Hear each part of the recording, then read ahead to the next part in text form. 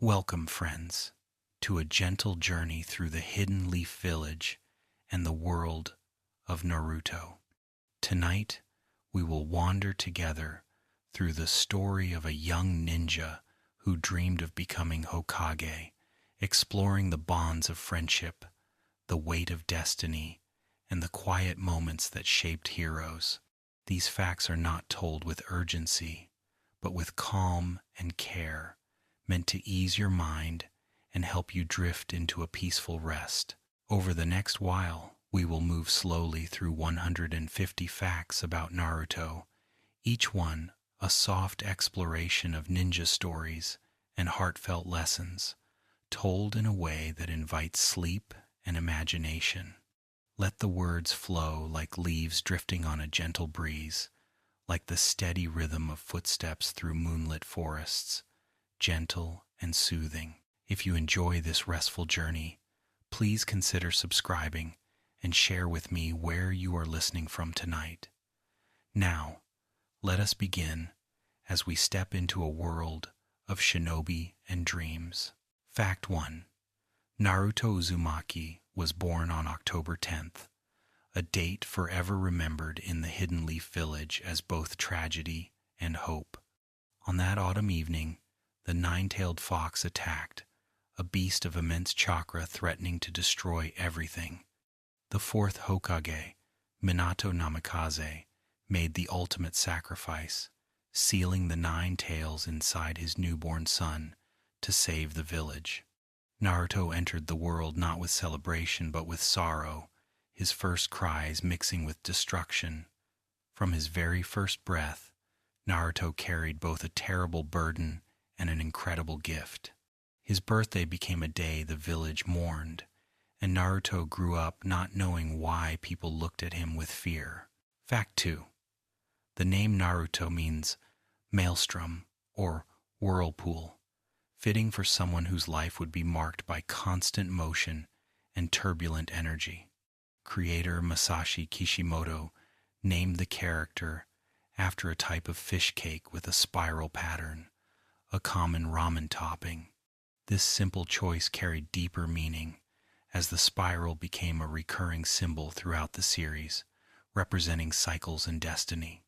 The Uzumaki clan symbol itself was a spiral, connecting Naruto to heritage he knew nothing about. His name was playful and ordinary, yet it hinted at powerful forces swirling within him. In Japanese culture, whirlpools inspire both awe and respect, beautiful yet dangerous, much like Naruto himself. Fact 3. Naruto grew up alone in a small apartment, with no parents to guide him, and no family to celebrate his birthdays. The third Hokage, Hiruzen Sarutobi, watched over him from a distance, ensuring he had money for food and rent. But Naruto's childhood was marked by profound loneliness. He would sit eating instant ramen, the only meal he knew how to make, staring out the window at families walking together. Other children avoided him because their parents warned them to stay away, though none would explain why.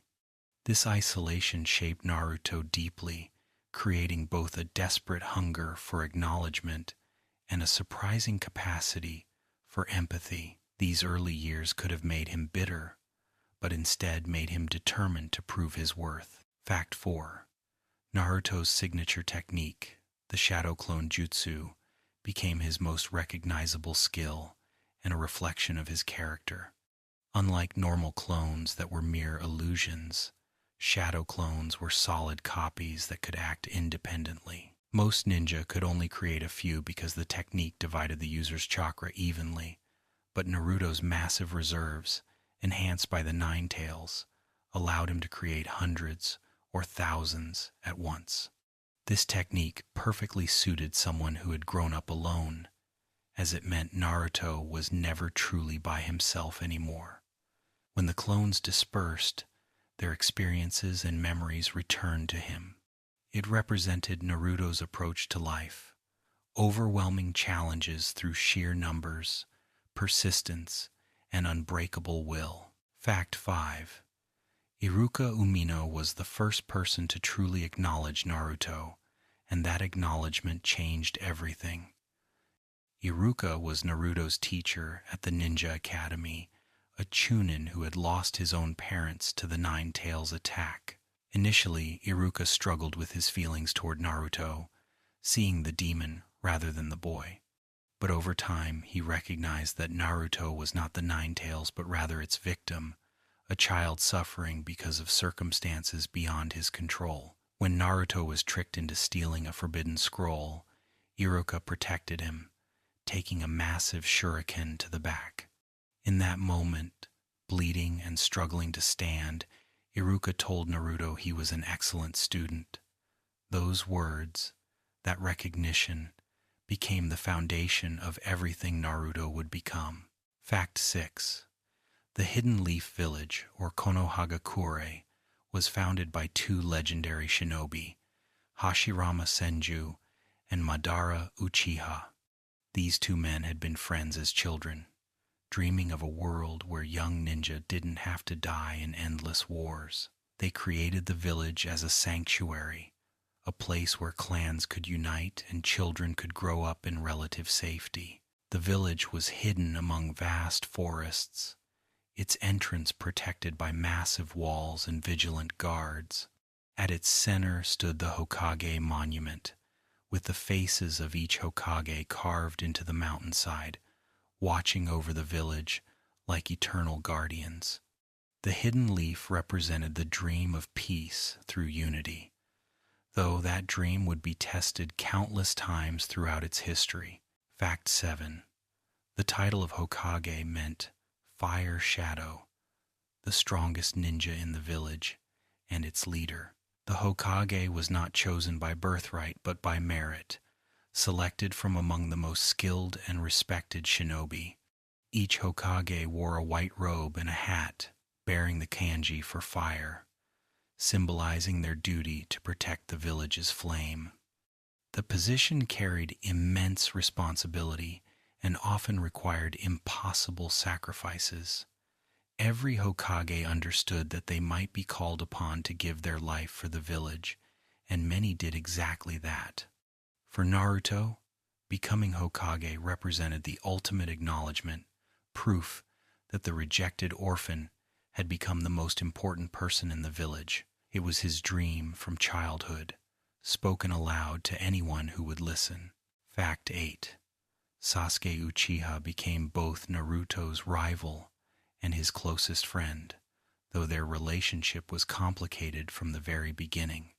Sasuke was everything Naruto was not, naturally talented, admired by their peers, and born into a prestigious clan. Yet Sasuke carried his own terrible burden, having witnessed the murder of his entire family at the hands of his older brother, Itachi. While Naruto sought acknowledgement through loud proclamations and pranks, Sasuke pursued power through cold determination and isolation. The two boys recognized something in each other, a shared loneliness despite their different circumstances. They pushed each other to grow stronger, their rivalry becoming the driving force behind much of their development. Their bond would be tested repeatedly, broken and reformed, becoming the emotional core of the entire series. Fact 9. Sakura Haruno was the third member of Team 7, completing the trio that would become legendary. Initially, Sakura appeared to be an ordinary girl whose main concerns were her appearance and her crush on Sasuke. She came from a civilian family with no special bloodline abilities or vast chakra reserves. But beneath her surface concerns, Sakura possessed incredible intelligence and precise chakra control. Over time, she would transform from the weakest member of her team into one of the strongest medical ninja in the world. Her journey represented the power of determination and hard work, proving that you didn't need special gifts to become extraordinary. Sakura's love for both her teammates, though expressed differently toward each, became a constant thread throughout their shared story. Fact 10.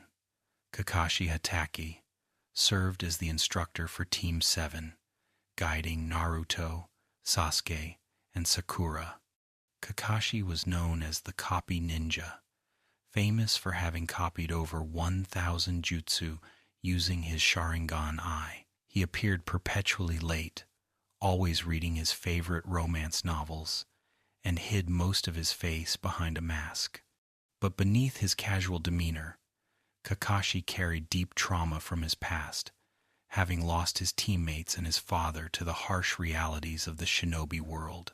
He saw echoes of his old team in his new students, and his primary lesson to them was the importance of teamwork above all else. Kakashi taught them that those who abandon their comrades are worse than trash, a philosophy that would guide them through countless trials. Fact 11. The bell test was Kakashi's first real lesson for Team 7, designed not to test their combat skills but their ability to work together. Kakashi tied 2 bells to his waist and told his students that they needed to take the bells before noon or face being sent back to the academy. There were only 2 bells for 3 students, seemingly forcing them to compete against each other. Naruto, Sasuke, and Sakura each tried to take the bells individually and failed. Only when they finally worked together, pooling their abilities and accepting that they needed each other, did they pass the test. The bells themselves didn't matter. The lesson was that a team that couldn't work together would fail, no matter how talented its individual members were. Fact 12. The village hidden in the mist, or Kirigakur, was known for its brutal training methods and the thick mist that perpetually covered the land. In the past, the village held graduation exams where students had to fight to the death against their own classmates, earning it the name the Blood Mist Village. This cruel practice was eventually stopped, but the village's reputation for producing ruthless and efficient killers remained. The mist itself seemed to reflect the village's nature, obscuring vision and hiding dangers. Many powerful ninja came from the mist, including the 7 ninja swordsmen, warriors who wielded legendary blades passed down through generations. The village's harsh environment created fighters who were accustomed to operating in uncertainty and darkness. Fact 13. Zabuza Momochi was one of the 7 ninja swordsmen and Naruto's first truly dangerous opponent. Zabuza was a missing nin from the Hidden Mist, a deserter who worked as a mercenary. He wielded an enormous blade called the Executioner's Blade, a weapon designed to cut through anything and repair itself using the iron from the blood of those it killed. Zabuza was ruthless and efficient, treating ninja as mere tools to be used and discarded. His face was wrapped in bandages, hiding his mouth, and his eyes showed no mercy. Yet despite his harsh philosophy, Zabuza cared deeply for Haku, the young boy who served as his companion and weapon. Their relationship challenged Naruto's understanding of what it meant to be a ninja and what bonds could form even in darkness. Fact 14. Haku served Zabuza as both a tool and a companion, a young boy with a tragic past and a unique ability. Haku possessed a Kekkei Genkai, a bloodline limit that allowed him to create and manipulate ice, forming mirrors of ice that he could move between at incredible speed. He wore a mask when fighting, hiding his gentle face behind the persona of a ruthless weapon. Haku had grown up rejected and alone because of his abilities, much like Naruto, until Zabuza found him and gave him purpose. Haku believed that being useful to Zabuza was the reason for his existence, that he was happiest when serving as a tool for someone precious to him. His battle with Naruto and Sasuke forced all of them to confront difficult questions about the nature of strength, purpose, and what it meant to protect someone you loved. Fact 15. The Land of Waves arc was Team 7's first major mission outside the village, and it changed them fundamentally. What began as a simple escort mission for a bridge builder named Tazuna escalated into a battle against Zabuza and the corrupt businessman Gato, who oppressed the entire country. In the land of waves, Naruto and his teammates confronted real danger and real death for the first time. They learned that the world beyond the village was harsh and complex, that people suffered under tyrants, and that ninja were often caught between duty and morality. The arc ended with Zabuza's death and the completion of the bridge, which Tazuna named the Great Naruto Bridge, in honor of the boy who had inspired him and his people to keep fighting. It was Naruto's first true acknowledgement from people outside the village. Fact 16. The Chunin exams were a series of tests designed to promote Jinin to the rank of Chunin, or mid-level ninja. Ninja from various villages gathered to compete, though the exams also served as a way for villages to show off their strength and gather intelligence on potential rivals. The exams consisted of multiple stages, each designed to test different skills essential to being a Chunin: information gathering, survival, decision-making under pressure, and combat ability. For Naruto and his friends, the Chunin exams represented their first real test on a grand stage, a chance to prove themselves, not just to their own village, but to the entire ninja world. The exams would bring new friends, dangerous enemies, and revelations that would shake the foundations of everything they believed. Fact 17. The written portion of the first Chunin exam test was designed to test information gathering skills and the ability to cheat without being caught. The questions were impossibly difficult, far beyond what genin should be able to answer, forcing the participants to gather information from those around them using various ninja techniques.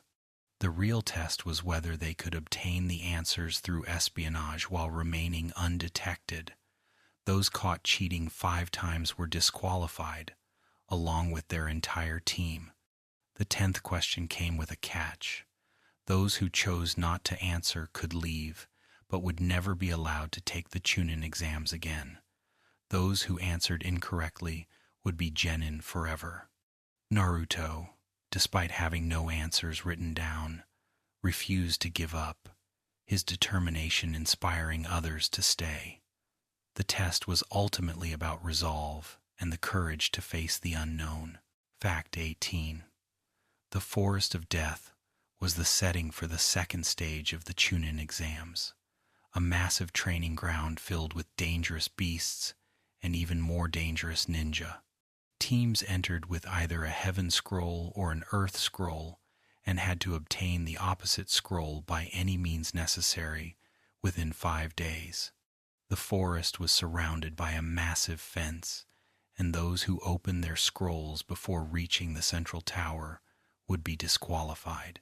Inside the forest, alliances formed and broke, battles erupted in the shadows, and weaker teams were eliminated through defeat or death. The Forest of Death lived up to its name, a place where only the strong and lucky survived. For Team 7, the forest would bring their first encounter with Orochimaru, a legendary Sannin whose actions would alter the course of all their lives. Fact 19. Orochimaru was one of the legendary Sannin, 3 ninja trained by the 3rd Hokage, who had become legends in their own right. Orochimaru had once been a candidate for 4th Hokage, brilliant and ambitious, but his obsession with immortality and forbidden jutsu led him down a dark path. He experimented on human subjects, seeking ways to transfer his soul between bodies and unlock all the secrets of ninjutsu. Orochimaru was snake-like in both appearance and nature, able to extend his body impossibly, shed his skin, and summon massive serpents. His voice was smooth and unsettling, and his eyes showed no empathy or warmth. During the Chunin exams, Orochimaru infiltrated the village disguised as a hidden grass ninja, and when he encountered Sasuke in the Forest of Death, he marked the young Uchiha with a cursed seal, setting in motion events that would tear apart Team 7. Fact 20. The cursed seal that Orochimaru placed on Sasuke's neck was a mark of both power and corruption.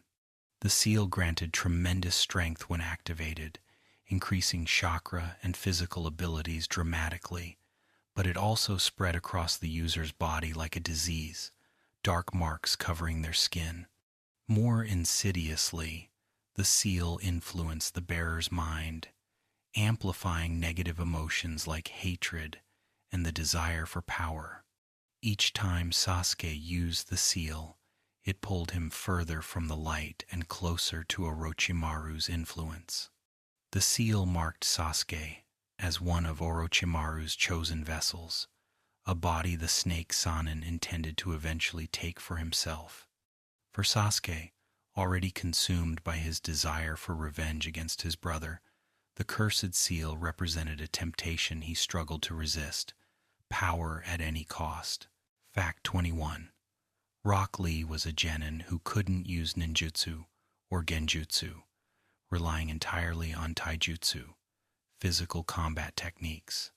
In a world where most ninja could perform elaborate jutsu, Lee was considered talentless and hopeless. His thick eyebrows and bowl haircut made him a target for mockery, and his overly earnest personality didn't help. But under the guidance of his teacher, Might Guy, Lee trained his body to superhuman levels, becoming faster and stronger through sheer effort than most ninja could achieve with years of chakra training. Lee wore weighted leg bands that, when removed, allowed him to move at speeds almost too fast to see. His fight against Gaara during the Chunin exams was a demonstration of the power of hard work and determination, proving that genius could be challenged by those willing to work harder than everyone else. Fact 22. Might Guy was Rock Lee's teacher and the man who taught him that hard work could overcome natural talent. Guy was a jonin known for his enthusiasm, his green jumpsuit, and his absolutely absurd physical abilities. He had trained his body to such extremes that he could open the 8 gates, a technique that removed the natural limiters on the body's chakra system, granting incredible power at the cost of tremendous damage to the user. Guy's rivalry with Kakashi was legendary, though it was mostly one-sided, with Guy constantly challenging Kakashi to competitions and Kakashi treating it as a mild annoyance. Beneath his silly exterior, Guy was one of the village's strongest shinobi, and his belief in his students, especially Lee, never wavered. He taught that effort could surpass genius, and he proved it with his own body. Fact 23. Neji Hyuga was a prodigy from the Hyuga clan, one of the Hidden Leaf's oldest and most prestigious families. The Hyuga possessed the Byakugan, an eye ability that granted nearly 360-degree vision and the ability to see the chakra network inside people's bodies. Neji was a member of the branch family, born to serve and protect the main family, literally branded with a cursed seal on his forehead that could be used to cause him agonizing pain or death. This system filled Neji with bitterness and fatalism, leading him to believe that destiny was unchangeable, that the weak would always be weak and the strong always strong. His fight with Naruto during the Chunin exams challenged this belief, as Naruto, the dead last dropout, refused to accept that destiny couldn't be fought and changed. Neji's loss to Naruto began his journey toward understanding that fate was not absolute. Fact 24. Hinata Hyuga was the eldest daughter of the Hyuga clan's main family, but she was considered a failure by her father because of her gentle nature and apparent lack of talent. Hinata was shy and kind, qualities that were seen as weaknesses in a clan that valued strength and duty above all else. Despite being born into the main family, She was cast aside in favor of her younger sister, treated as a disappointment and a waste of the Hyuga bloodline. Hinata admired Naruto from childhood, seeing in him the courage and determination she felt she lacked. While others mocked and avoided Naruto, Hinata watched him from afar, inspired by his refusal to give up no matter how many times he failed. Her feelings for Naruto gave her strength, and over time, she grew from a timid girl into a confident ninja, though she remained gentle at heart. Her love for Naruto was quiet but unwavering, enduring through years without expectation of return. Fact 25. Gaara of the Sand was Naruto's dark reflection, a boy who had also grown up with a tailed beast sealed inside him. Gaara carried the one-tailed Shukaku, a demon of sand and wind, sealed within him by his own village. Unlike Naruto, who had at least found a few people who cared for him, Gaara had been utterly alone, his own father ordering his assassination multiple times as a child.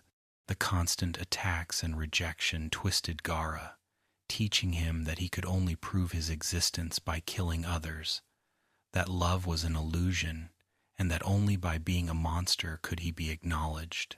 Sand automatically protected Gaara, controlled by the Shukaku's chakra, making him nearly invincible. His eyes were rimmed with dark circles from never sleeping, because sleep would allow the Shukaku to take control.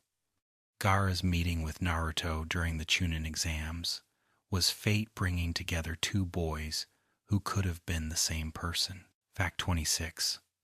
The invasion of the Hidden Leaf Village during the Chunin exams was orchestrated by Orochimaru in alliance with the Hidden Sand Village. The attack began during the final matches of the exams, with Sand and Sound Ninja infiltrating the village while the audience was distracted. Orochimaru, disguised as the Kazekage, revealed himself and trapped the third Hokage in a barrier, forcing the old man into single combat. Throughout the village, ninja fought to defend their home against invaders who had been hiding among them. The invasion was both a military strike and a personal vendetta, as Orochimaru sought to destroy the village that had exiled him and kill the teacher he had betrayed. The attack tested every ninja in the village, from the youngest genin to the most experienced jonin, forcing them all to choose between safety and sacrifice. Fact 27. The third Hokage, Hiruzen Sarutobi, was known as the Professor, a man who had mastered all forms of jutsu available in the Hidden Leaf. He had served as Hokage twice, first in his prime and then again in his old age after the fourth Hokage's death. Hiruzen was a kind and wise leader, beloved by the village, though he carried regrets about students he couldn't save and decisions he had made for the village's sake. During Orochimaru's invasion, Hiruzen faced his former student in a battle that would be his last. Orochimaru used the reanimation jutsu to summon the first and second Hokage as undead puppets, forcing Hiruzen to fight his predecessors. In his final act, the third Hokage used the Reaper Death Seal, the same jutsu the fourth Hokage had used to seal the Nine Tails, summoning a death god to seal away Orochimaru's arms and the reanimated Hokage. Hiruzen died protecting his village, leaving Naruto without the grandfather figure who had watched over him. Fact 28. Jiraiya was one of the legendary Sannin, a student of the third Hokage, alongside Orochimaru and Tsunade. Jiraiya called himself the Toad Sage, having learned senjutsu, or sage techniques, from the toads of Mount Myoboku. He could summon massive toads to aid him in battle, and his white hair and red markings under his eyes made him distinctive. Jiraiya presented himself as a perverted old man, constantly peeping on women and writing adult novels, but beneath the foolish exterior was one of the village's most powerful and dedicated ninja. Jiraiya had trained the fourth Hokage, and when he learned that the fourth son was being neglected and hated by the village, Jiraiya felt a duty to train Naruto as well. He became Naruto's first real mentor, teaching him not just jutsu but lessons about being a ninja and a man. Jiraiya saw incredible potential in Naruto, believing the boy might be the child of prophecy destined to bring change to the ninja world. Fact 29. The Rasengan was a jutsu invented by the fourth Hokage, Minato Namikaze, and it became one of Naruto's signature techniques. The Rasengan was a ball of spinning chakra held in the user's palm, containing tremendous destructive force in a compact form. It required no hand signs, relying entirely on chakra control and rotation. The fourth Hokage had intended the Rasengan to be incomplete, planning to add his own nature transformation to it, but he died before perfecting the technique. Jiraiya taught the Rasengan to Naruto, who struggled with the complex chakra control required but eventually mastered it through determination and the use of shadow clones to speed up his training. The Rasengan represented Naruto's connection to his father, though he didn't know it at the time, and it would become the foundation for even more powerful techniques he would develop later. The swirling sphere of chakra was beautiful and terrible, a technique that embodied Naruto's approach to combat, direct, powerful, and impossible to ignore. Fact 30. Tsunade was the last of the legendary Sannin to appear in the story, a woman known as the world's strongest kunoichi and greatest medical ninja. She was also the granddaughter of the first Hokage, carrying the Senju bloodline, though she had abandoned the village years ago. Tsunade had lost both the man she loved and her younger brother in wars, deaths that broke her spirit and made her abandon her faith in the village and the dream of being Hokage.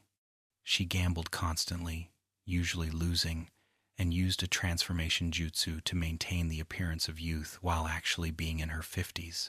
When Jiraiya and Naruto found her, she was bitter and cynical, mocking Naruto's dream of becoming Hokage. But Naruto's determination and his mastery of the Rasengan, a jutsu her brother had never mastered, rekindled something in her. When Orochimaru offered to bring back her lost loved ones in exchange for healing his arms, Tsunade chose the village over her personal grief, accepting the title of fifth Hokage and returning to the Hidden Leaf. Fact 31. The Akatsuki were an organization of rogue ninja who wore black cloaks decorated with red clouds, and they became the primary antagonists of the series. The Akatsuki's stated goal was to capture all the tailed beasts, the 9 demons sealed within Jinchuriki, across the various villages, and use their combined power for some mysterious purpose. Each member of the Akatsuki was an S-rank criminal, ninja who had abandoned their villages and committed crimes so severe that they were marked for death. They worked in pairs, their partnerships often pairing contrasting personalities and abilities. The Akatsuki operated from the shadows, appearing to others as mercenaries and assassins while pursuing their true goal. Their leader's identity was hidden, his commands delivered through pain and projection. The Akatsuki represented a threat unlike any Naruto had faced before, organized, powerful, and pursuing him specifically because of the 9 tails sealed within him. Fact 32. Itachi Uchiha was Sasuke's older brother and the man who had murdered the entire Uchiha clan in a single night. Itachi was a prodigy beyond measure, having graduated from the academy at age 7, awakened his Sharingan at 8, and become an ANBU captain at 13. On that terrible night, Itachi killed every man, woman, and child of the Uchiha clan, sparing only Sasuke. He told his younger brother to hate him, to grow strong on that hatred, and to one day kill him. Itachi had then joined the Akatsuki, marking himself as a traitor and a criminal. His abilities were legendary. He possessed the Mangekyo Sharingan, an advanced form of the Sharingan that granted reality-warping genjutsu and black flames that could burn anything. When Itachi appeared in the hidden leaf, searching for Naruto, his mere presence sent ripples of fear through the village. To Sasuke, Itachi was the ultimate enemy, the target of all his hatred and the goal of all his training. Fact 33. The Sharingan was the Kekkei Genkai of the Uchiha clan, an eye ability that granted incredible powers. The Sharingan could perceive movements with perfect clarity, copy jutsu after seeing them once, and cast powerful genjutsu that trapped enemies in illusions. The eye developed through trauma, awakening and evolving in response to extreme emotional pain. It began with a single tomoe, or kama shape, in the red iris, and could develop up to 3 tomoe. The Uchiha believed that the Sharingan reflected the user's hatred, growing stronger through loss and suffering. This belief shaped the clan's culture, creating ninja who sought power through pain. The Sharingan's distinctive red eye with black tomoe became a symbol of the Uchiha's strength and their curse, a power born from sorrow that demanded more sorrow to grow stronger. Fact 34. Kakashi possessed a Sharingan, despite not being an Uchiha, a gift from his deceased teammate, Obito Uchiha, who had died saving him. The Sharingan consumed more chakra from non-Uchiha users, forcing Kakashi to keep it covered when not in battle to conserve his strength. This single eye had made Kakashi famous as the copy ninja, earning him both respect and fear across the ninja world. The Sharingan was a constant reminder of Kakashi's past, of promises made to dying friends, and of the weight of being the only survivor of his original team.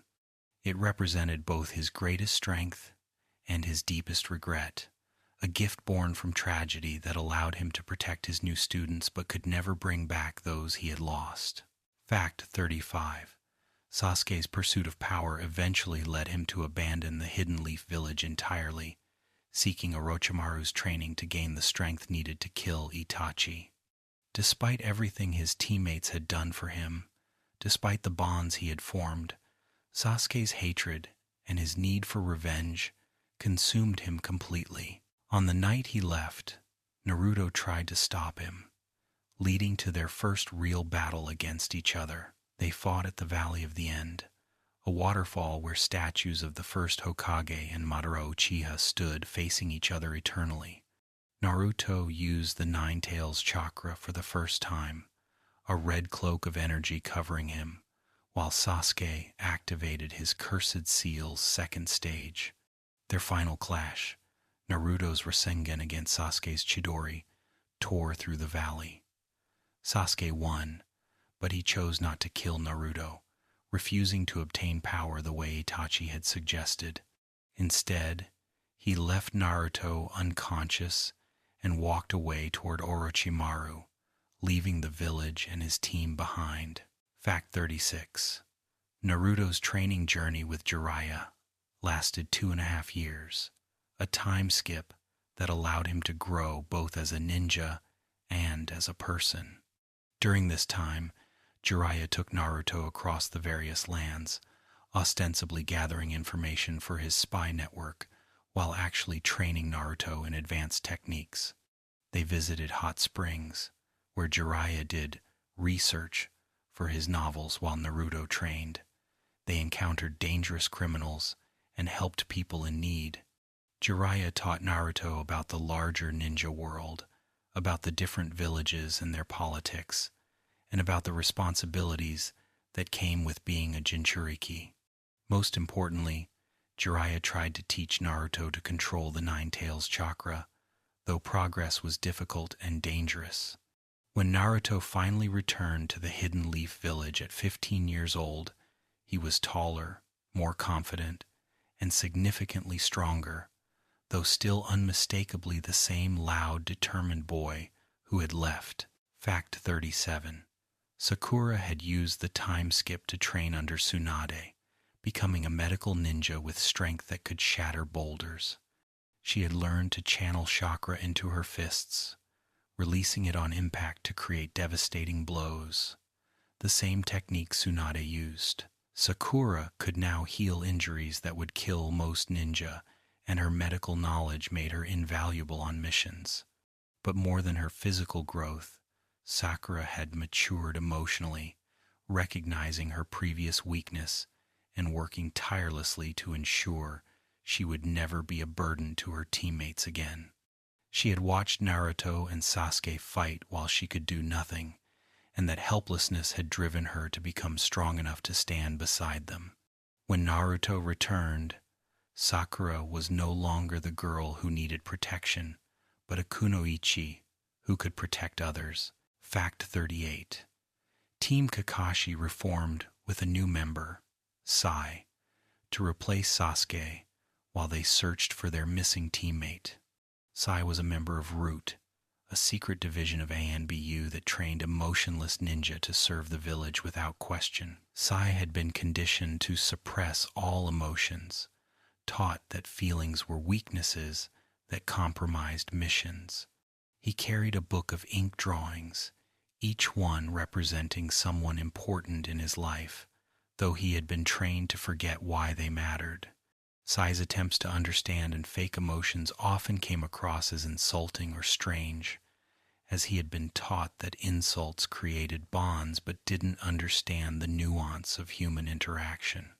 His addition to the team created tension, especially as he tried to fill a role that everyone knew he couldn't truly fill.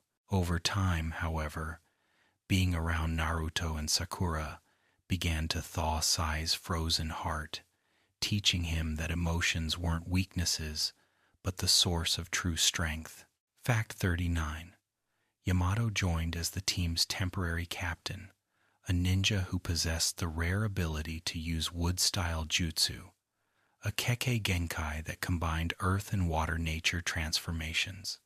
Yamato had been experimented on as a child by Orochimaru, who had injected him with the first Hokage's cells in an attempt to recreate the legendary wood style.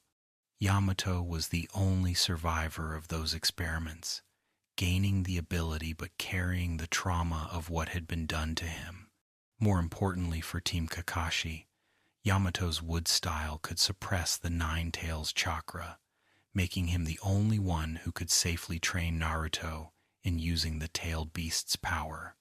Yamato was serious, and by the book, a stark contrast to Kakashi's laid-back attitude, but he genuinely cared for his team and worked tirelessly to help Naruto master his abilities while searching for Sasuke. Fact 40. The Akatsuki member Deidara was an artist who believed that true art was fleeting beauty that exploded. 2. He had mouths on his palms that could consume clay and transform it into explosive sculptures, creations that could fly, burrow, or infiltrate before detonating with devastating force. Deidara's philosophy of art as explosion was in constant conflict with his partner Sasori's belief that art should be eternal. When Team Kakashi encountered Deidara, the conflict escalated quickly, leading to a battle that pushed Naruto to new limits. Deidara kidnapped Gaara, who had become the Kazekage of the Hidden Sand, extracting the One Tails to use in the Akatsuki's plan. Naruto, determined to save someone who had become precious to him, pursued with his team. The battle culminated in Naruto creating a new jutsu, combining his wind nature with the Rasengan to create the Rasen Shuriken, a technique so powerful and dangerous that it damaged his own arm with each use. Fact 41. Gaara's rescue became a turning point in Naruto's journey, as he arrived too late to prevent the extraction but refused to accept Gaara's death. The One Tails had been torn from Gaara's body, a process that should have killed him instantly. When Naruto found Gaara's lifeless body, he was devastated, having failed to protect someone who understood his pain like no one else could. But Chiyo, an elderly ninja from the Sand Village and Sasori's grandmother, used a forbidden jutsu to transfer her own life force into Gaara, reviving him at the cost of her own life.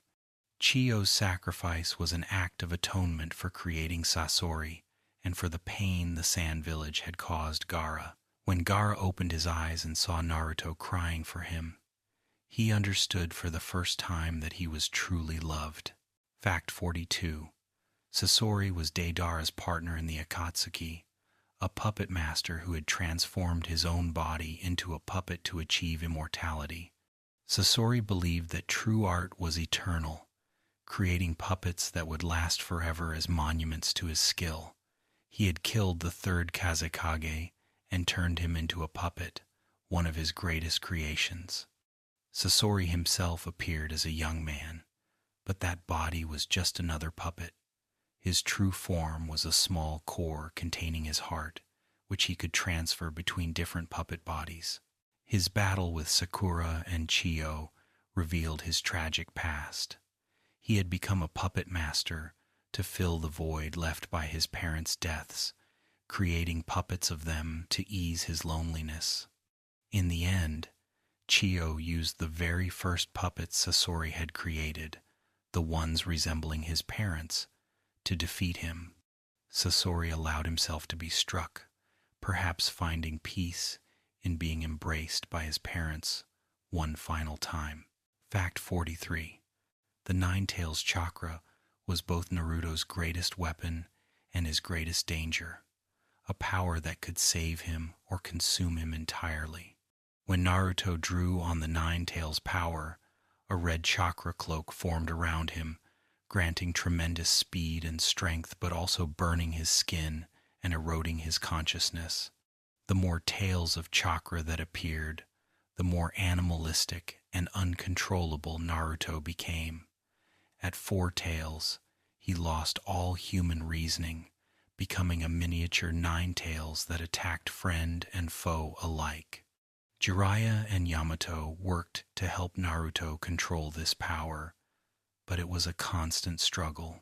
The Nine-Tails itself whispered to Naruto in his subconscious, encouraging him to release the seal and give in to hatred. Learning to use the Nine-Tails power without being consumed by it would become one of Naruto's greatest challenges. Fact 44. Asuma Sarutobi was a Jonin instructor and the son of the third Hokage, a chain-smoking ninja who wielded chakra blades and protected his students fiercely. He led Team 10, which consisted of Shikamaru Nara, Ino Yamanaka, and Choji Akimichi. Asuma was in a relationship with Kurenai Yuhi, another Jonin instructor, and they had just learned she was pregnant when the Akatsuki came for him. Asuma was killed by Hidan, an immortal Akatsuki member, in a battle that devastated his students.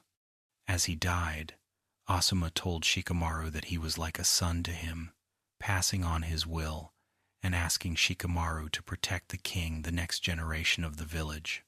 Asuma's death marked a turning point for Shikamaru, transforming him from a lazy genius into a determined leader who would honor his teacher's memory. Fact 45. Shikamaru Nara possessed an intelligence quotient over 200, making him one of the smartest people in the entire village, though he hid it behind a lazy demeanor. His family's jutsu allowed him to manipulate shadows, controlling enemies by connecting his shadow to theirs. Shikamaru found everything troublesome and preferred watching clouds to training or fighting. But when Asuma died, something in Shikamaru hardened. He tracked down Hidan alone, using his intelligence to devise a strategy that exploited Hidan's immortality against him. Shikamaru lured Hidan into his clan's forest and used explosive tags to blow him apart, then buried the pieces in a pit where Hidan would remain alive but trapped forever. As he smoked one of Asuma's cigarettes over the grave, Shikamaru proved that intelligence and determination could overcome even immortality. Fact 46.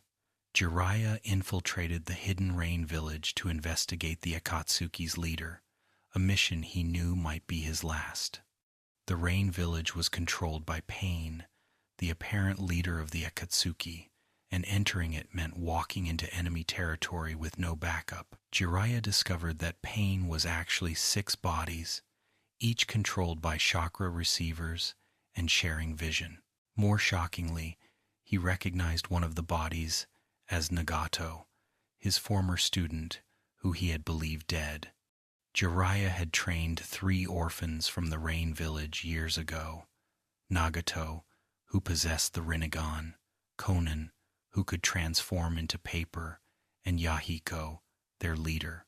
He had left them to rebuild their war-torn country, believing Nagato might be the child of prophecy. Now, facing his former student as an enemy, Jiraiya fought with everything he had. Even after having his arm torn off and his throat crushed, Jiraiya used his last moments to write a coded message on the back of his toad companion, a clue about Pain's identity. As he died and sank into the ocean, Jiraiya's final thoughts were of Naruto, believing that his student would be the true child of prophecy. Fact 47. Naruto learned of Jiraiya's death from Tsunade, and the news shattered him completely. Jiraiya had been more than a teacher. He had been the closest thing to a father Naruto had ever known. The perverted sage who wrote ridiculous novels had also been the person who believed in Naruto when few others did, who had trained him and protected him and seen his potential. When Naruto heard that Jiraiya was gone, he couldn't process it at first. Then the grief hit him like a physical blow, and he left the village to sit alone, crying for the mentor he would never see again. Iruka found him there and sat with him in silence, sharing his grief. Jiraiya's death marked the end of Naruto's innocence, the moment when he truly understood that being a ninja meant losing people you loved. But it also strengthened his resolve to honor Jiraiya's memory by becoming the kind of ninja, the kind of person that Jiraiya had believed he could be. Fact 48. Pain attacked the Hidden Leaf Village with all 6 of his bodies, seeking to capture Naruto and continuing the Akatsuki's plan to gather the tailed beasts. The invasion was devastating, with Pain's various abilities allowing him to level buildings, kill Jonin with ease, and resist all attempts to stop him. One body could absorb any jutsu, another could summon creatures, a third could pull or push objects with tremendous force. The village fought desperately, but Pain was overwhelming.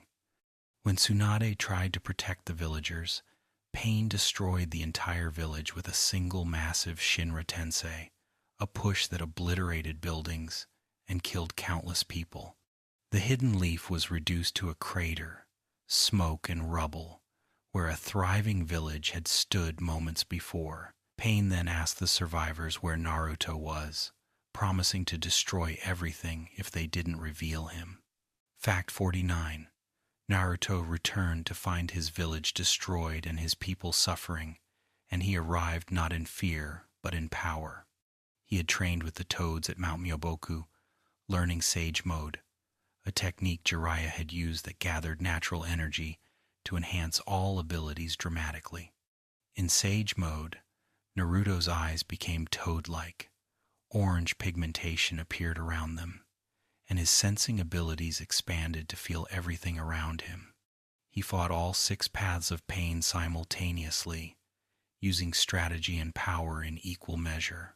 When Pain tried to use the villagers as hostages, Naruto's anger nearly made him release the 9 tails, but his father's spirit, manifested through a seal Minato had left in the 9 tails cage, stopped him and calmed him. Naruto defeated 5 of the 6 bodies before confronting the last one, demanding to know why Pain had killed Jiraiya. The truth he learned would challenge everything he thought he knew about peace and justice. Fact 50.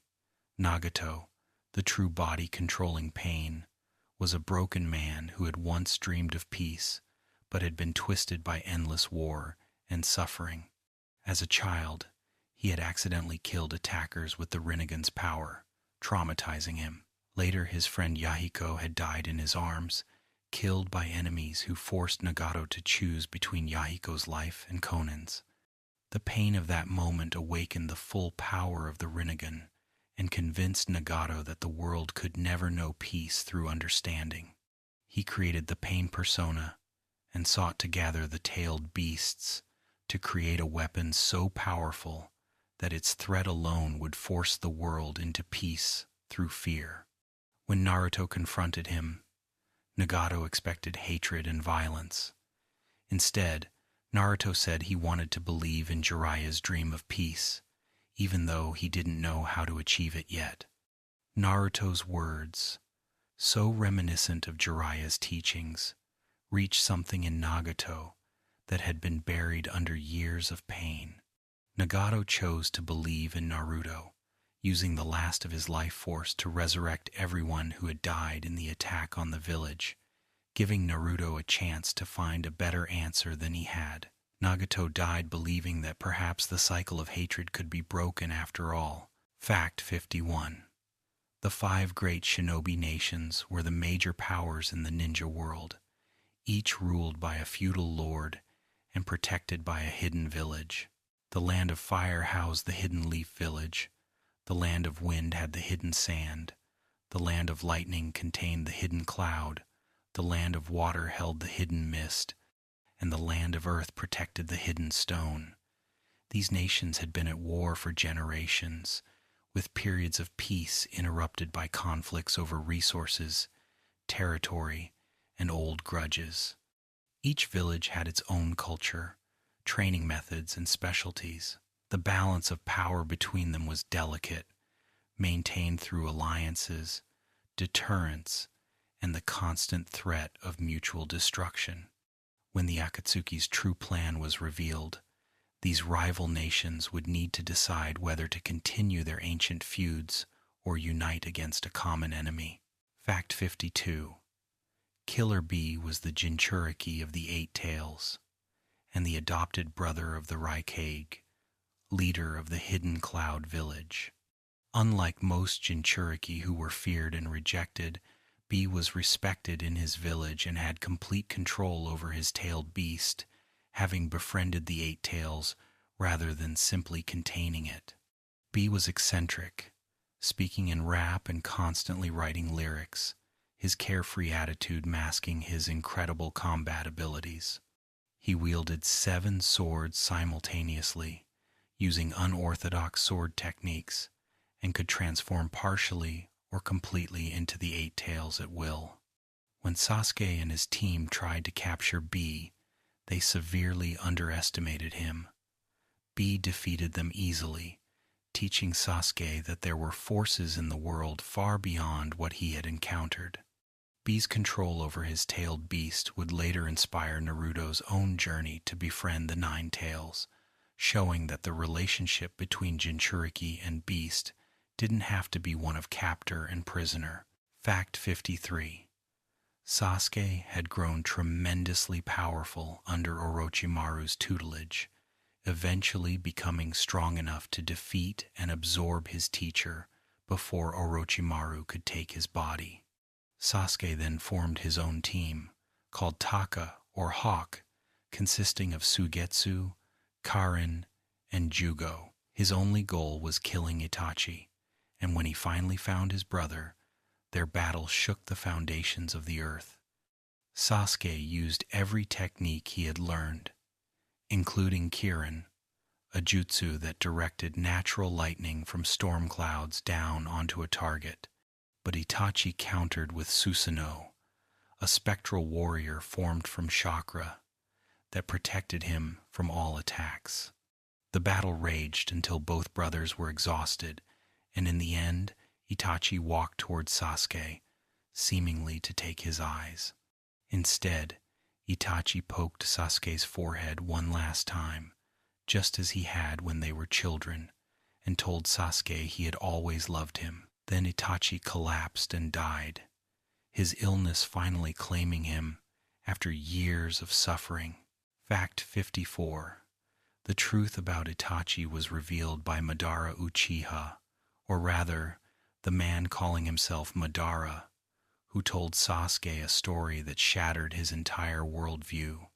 Itachi had not killed the Uchiha clan for power or out of madness. He had done it on orders from the Hidden Leaf's leadership to prevent a coup. The Uchiha clan had been planning to overthrow the village government, a civil war that would have destroyed the village and potentially started a world war.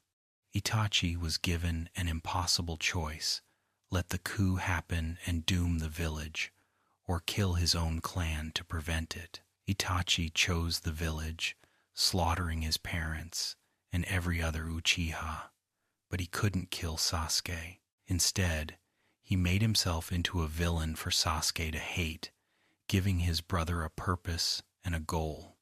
Every cruel word, every taunt, every time Itachi told Sasuke to hate him more, was Itachi pushing Sasuke to become stronger while also shouldering all the hatred alone.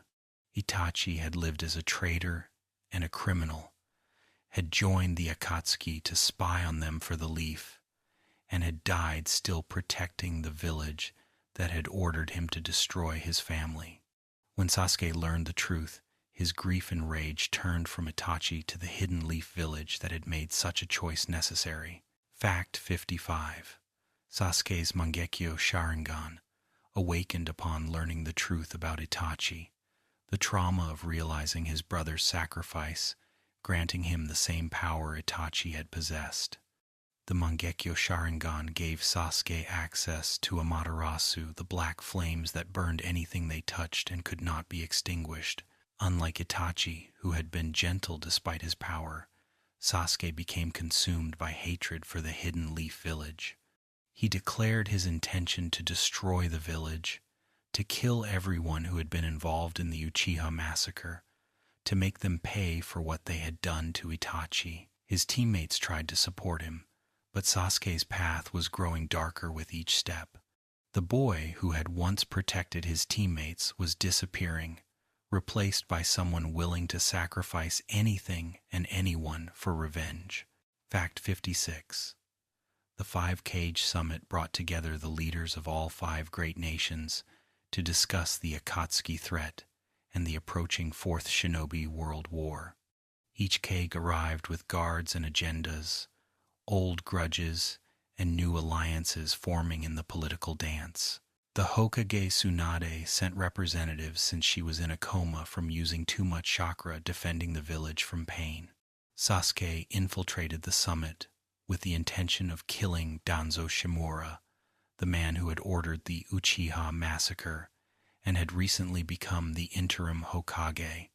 Sasuke's attack on the summit turned the meeting into chaos, with Sasuke fighting multiple Kage-level opponents simultaneously.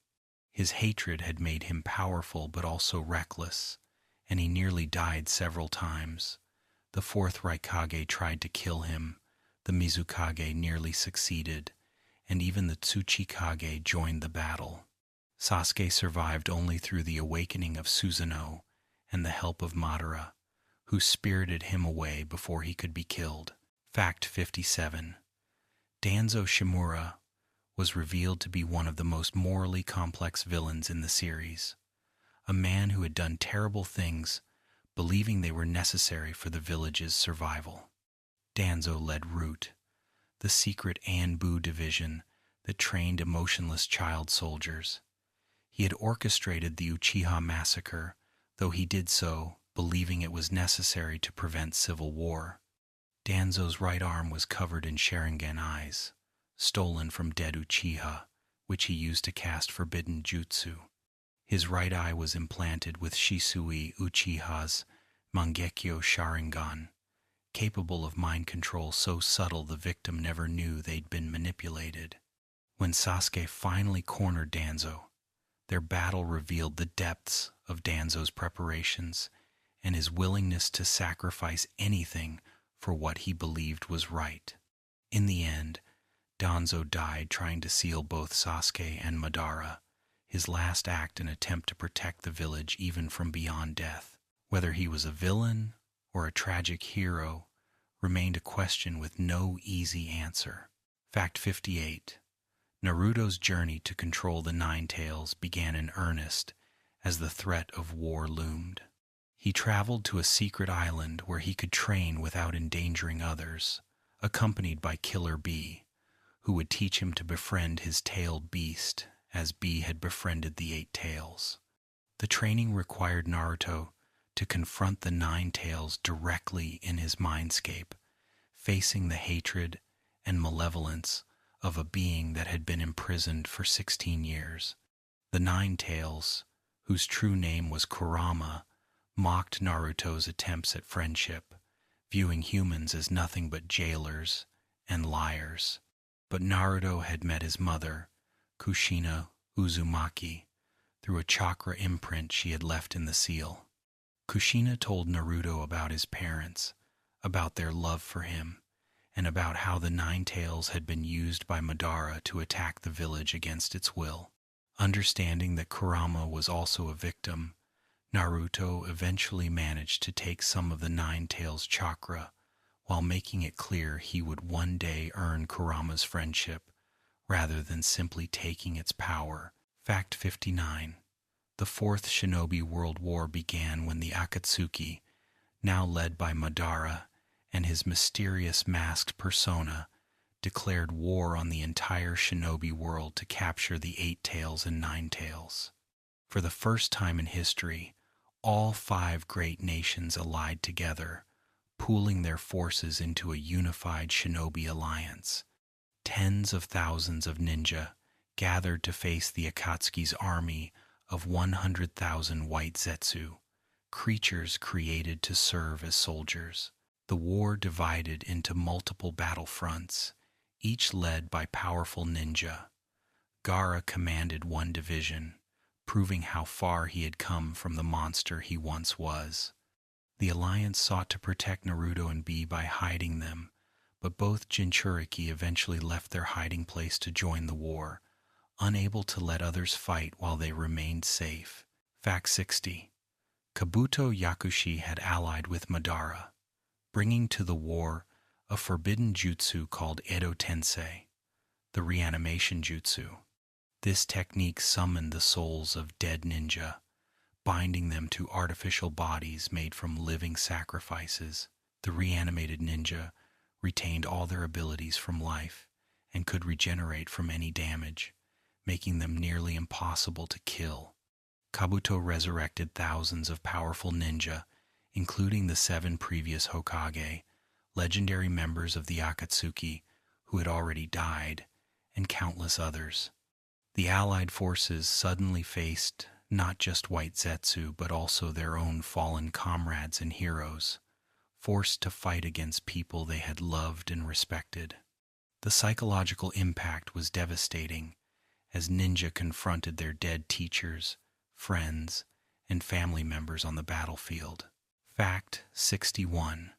The reanimated Itachi Uchiha appeared on the battlefield, summoned against his will, but still capable of independent action.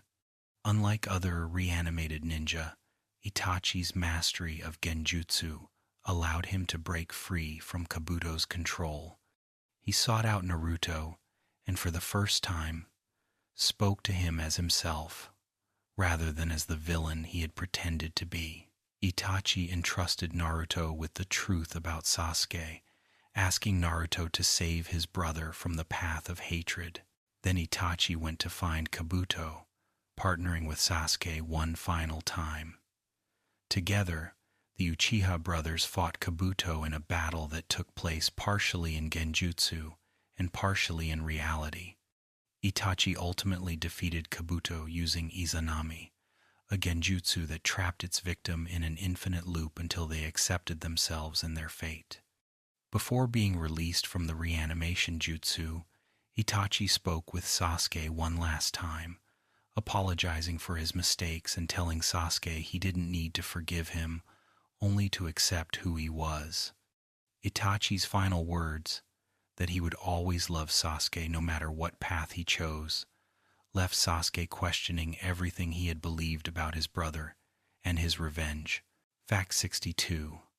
Madara Uchiha was revealed to be truly alive, resurrected by the reanimation jutsu, but then restored to actual life through a sacrifice by Obito. The legendary founder of the Uchiha clan took to the battlefield alone against the entire Shinobi Alliance, and he devastated them. Madara's power was beyond anything most ninja had ever witnessed.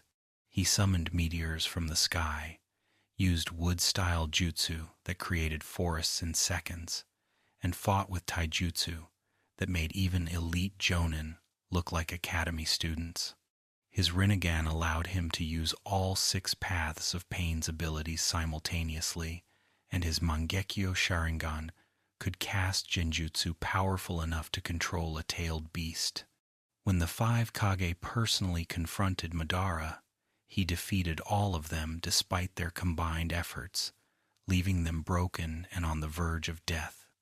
Madara's presence on the battlefield shifted the entire war, transforming it from difficult to seemingly impossible. Fact 63. The masked man who had called himself Madara was actually Obito Uchiha, Kakashi's supposedly dead teammate who had been thought crushed under a boulder during the Third Shinobi World War. Obito had survived, saved by the real Madara Uchiha, and manipulated into believing the world was beyond saving.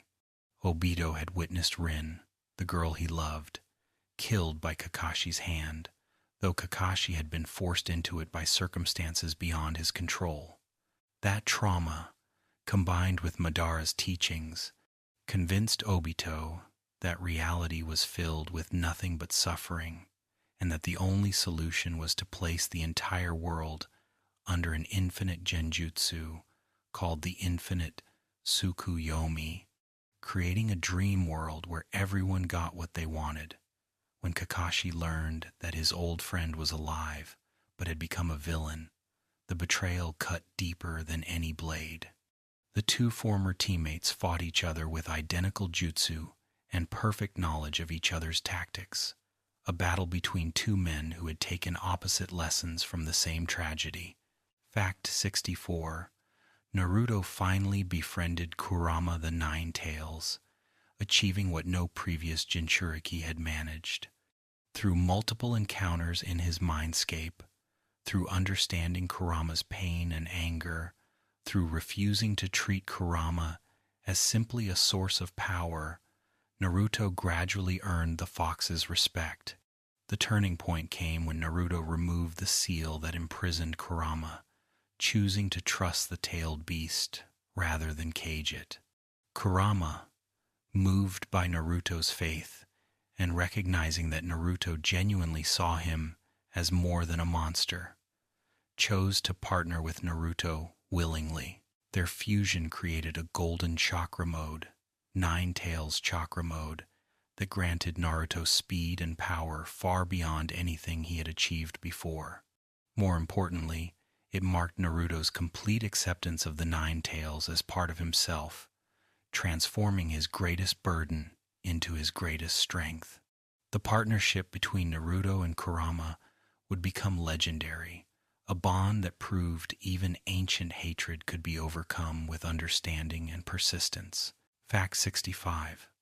The 10 Tails was the origin of all chakra and all tailed beasts, an ancient entity that had been sealed away centuries ago by the Sage of 6 Paths. Madara and Obito sought to resurrect the 10 Tails by combining the 8-tailed beasts they had captured, using incomplete portions of the 8 Tails and 9 Tails when they couldn't capture Bee and Naruto. The incomplete 10 Tails was still horrifying, a massive creature that could destroy mountains with simple movements. Its very presence distorted the air, and its attacks could wipe out entire divisions of the Allied forces in seconds. The creature had no intelligence, only instinct and malevolence, existing to consume and destroy. Fighting it felt less like battling an enemy and more like trying to stop a natural disaster with kunai and determination. Fact 66. Neji Hyuga died protecting Naruto from the 10 Tails' attack, throwing himself in front of wooden spikes that would have killed both Naruto and Hinata. His sacrifice was devastating, as Neji had grown from someone who believed fate was unchangeable into someone who chose his own destiny. With his dying breath, Neji told Naruto that he was free to change his fate because Naruto had first freed Neji from his. He called Naruto his savior, the person who had shown him that the future wasn't predetermined and that even someone from the branch family could choose their own path. Neji's death hit Naruto hard, making him question whether his dream of becoming Hokage and saving everyone was possible. But Hinata reminded him that Neji had died protecting the future he believed in, and that giving up now would make that sacrifice meaningless. Her words, and her confession that she had always loved him, gave Naruto the strength to keep fighting. Fact 67.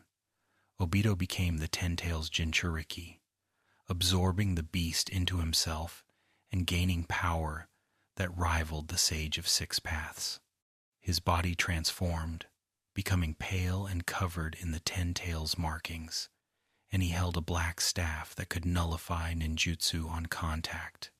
Obito declared that he would use this power to cast the infinite Tsukuyomi and end all suffering by placing everyone in eternal dreams. The Allied forces threw everything they had at Obito, but nothing worked. He was too fast, too powerful, too far beyond normal shinobi abilities. Even Naruto and Sasuke, who had begun working together again reluctantly, couldn't break through Obito's defenses. The war seemed lost until Naruto's words began to reach Obito's heart, reminding him of the boy he had once been, who dreamed of becoming Hokage, who wanted to protect his friends, who believed in his teammates. Fact 68. Sasuke's path back toward the light began when he decided to learn the truth about the Hidden Leaf Village, about what his brother had protected, and about the previous Hokage who had shaped the ninja world. Using Orochimaru's knowledge, Sasuke resurrected the 4 previous Hokage through Edo Tensei to question them directly. The first Hokage told Sasuke about the founding of the village, about his dreams and his failures. The second spoke of the pragmatism required to maintain peace. The third admitted his regrets and failures, including his inability to find a better solution than the Uchiha massacre. And the fourth Hokage, Minato, revealed himself as Naruto's father. Listening to these men, understanding their struggles and their reasons, Sasuke came to a decision. He would protect the village as Itachi had, not because he forgave them, but because it's what his brother had died for. Sasuke arrived on the battlefield alongside the resurrected Hokage, standing beside Naruto for the first time in years, ready to fight for a future rather than revenge. Fact 69. The Sage of Six Paths, Hagoromo Otsutsuki, was revealed to be the father of all shinobi and the original possessor of chakra in the human world. Centuries ago, Hagoromo and his brother had sealed away their mother, Kaguya Otsutsuki, who had gained godlike power from eating the fruit of the god tree. Hagoromo divided the Ten-Tails' power into 9 separate tailed beasts, hoping that by separating the power and having the beasts interact with humans, they could find peace. He taught humanity how to use chakra, hoping it would connect people and end conflict. Instead, chakra became a tool of war. When Naruto and Sasuke were both nearly killed in the war, Hagoromo's spirit appeared to them, granting each of them a portion of his power. To Naruto he gave Yang chakra and the ability to heal without hand signs. To Sasuke he gave Yin chakra and a more powerful Rinnegan. The sage believed that Naruto and Sasuke were the reincarnations of his 2 sons, Asura and Indra, and that this generation might finally break the cycle of conflict his sons had started. Fact 70. Madara became the Ten-Tails Jinchuriki after taking the power from Obito, who had begun to waver in his resolve. Madara was even more terrifying with the Ten-Tails' power, combining his legendary combat skills with the Sage of Six Paths abilities. He activated his Rinnegan's full power and began the process of casting the infinite Tsukuyomi.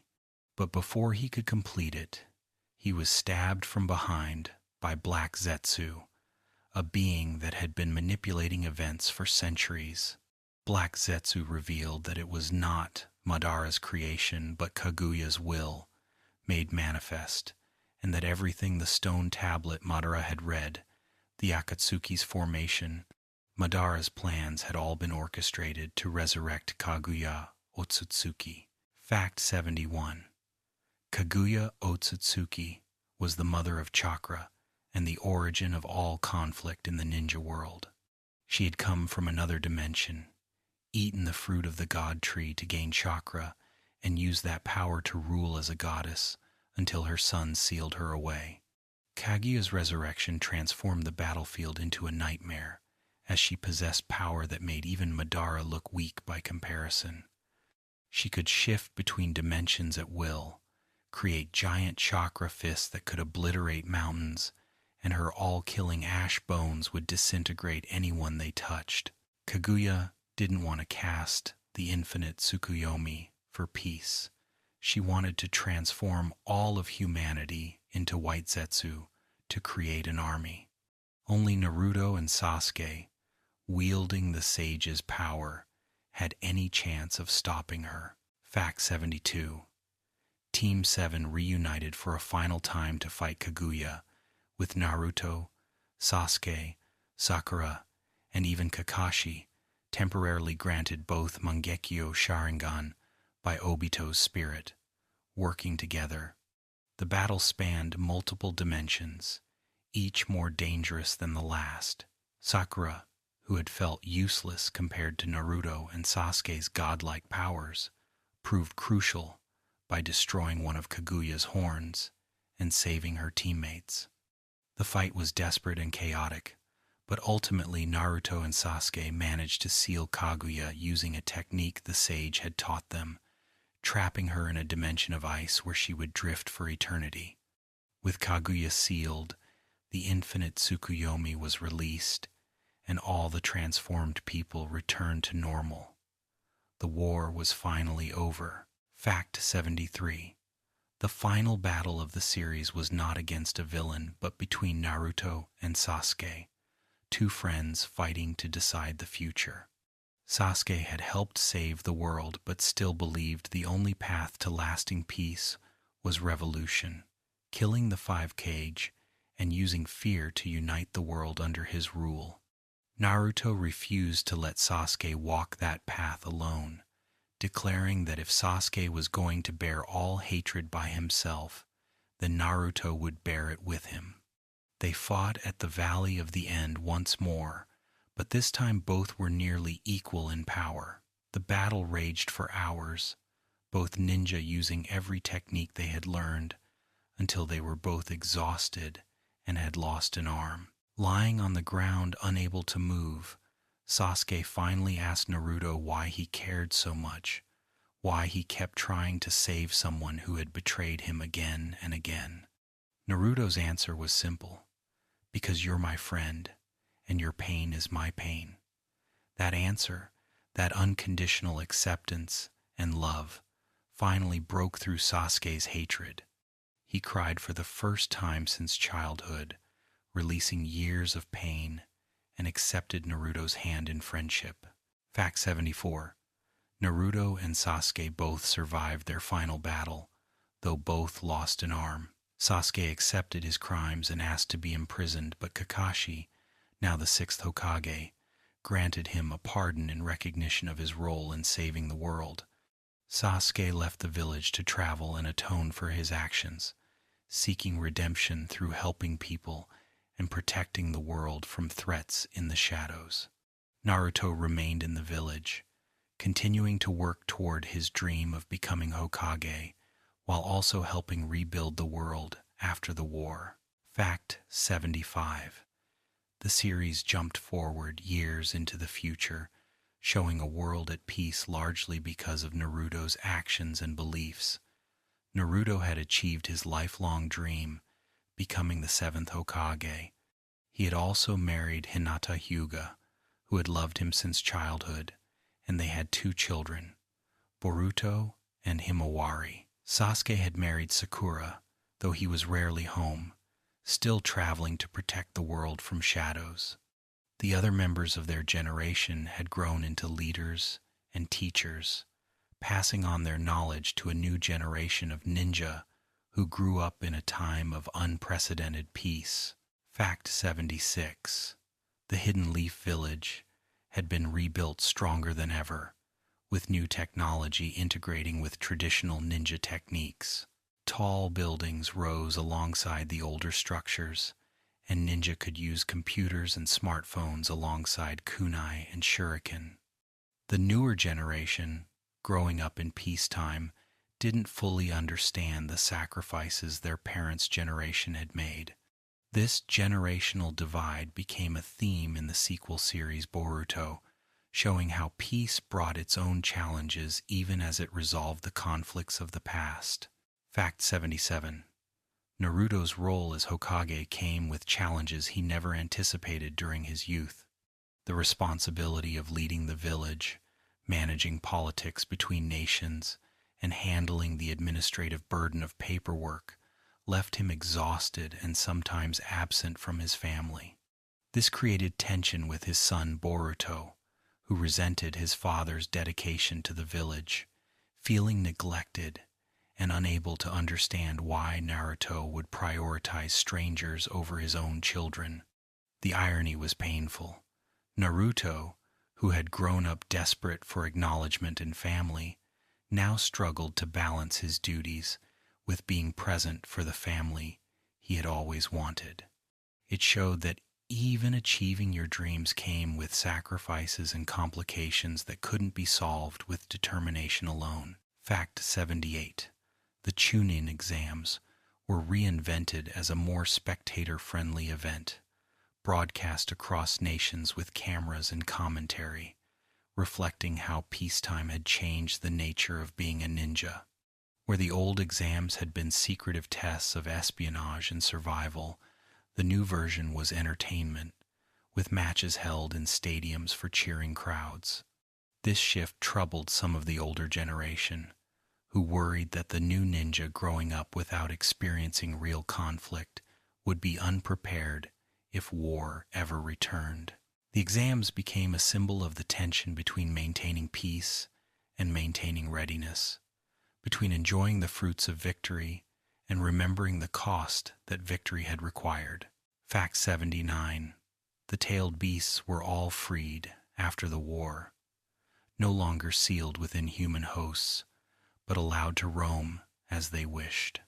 Most chose to stay near their former Jinchuriki, having formed genuine bonds during their time together. Kurama remained with Naruto willingly, their partnership a friendship rather than a ceiling. This represented the ultimate fulfillment of the Sage of Six Paths' original dream, that humans and tailed beasts could coexist peacefully, seeing each other as equals rather than as weapons or demons.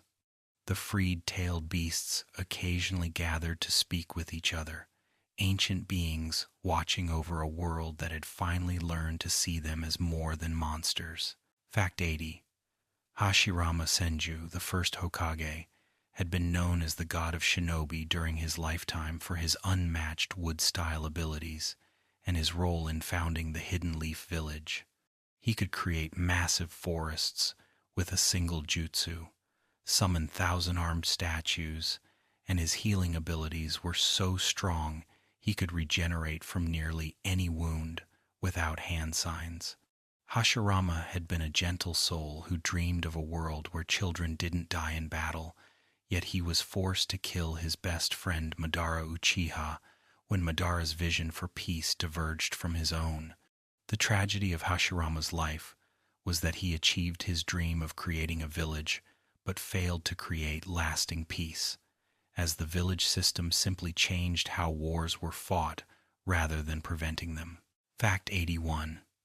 Madara Uchiha and Hashirama Senju had been friends as children, meeting in secret at a river where they would skip stones and dream of a better world. Both had lost siblings to the endless wars between their clans, and both wanted to create a place where children could grow up safely. They didn't know each other's clan names at first, bonding simply as two boys who understood loss.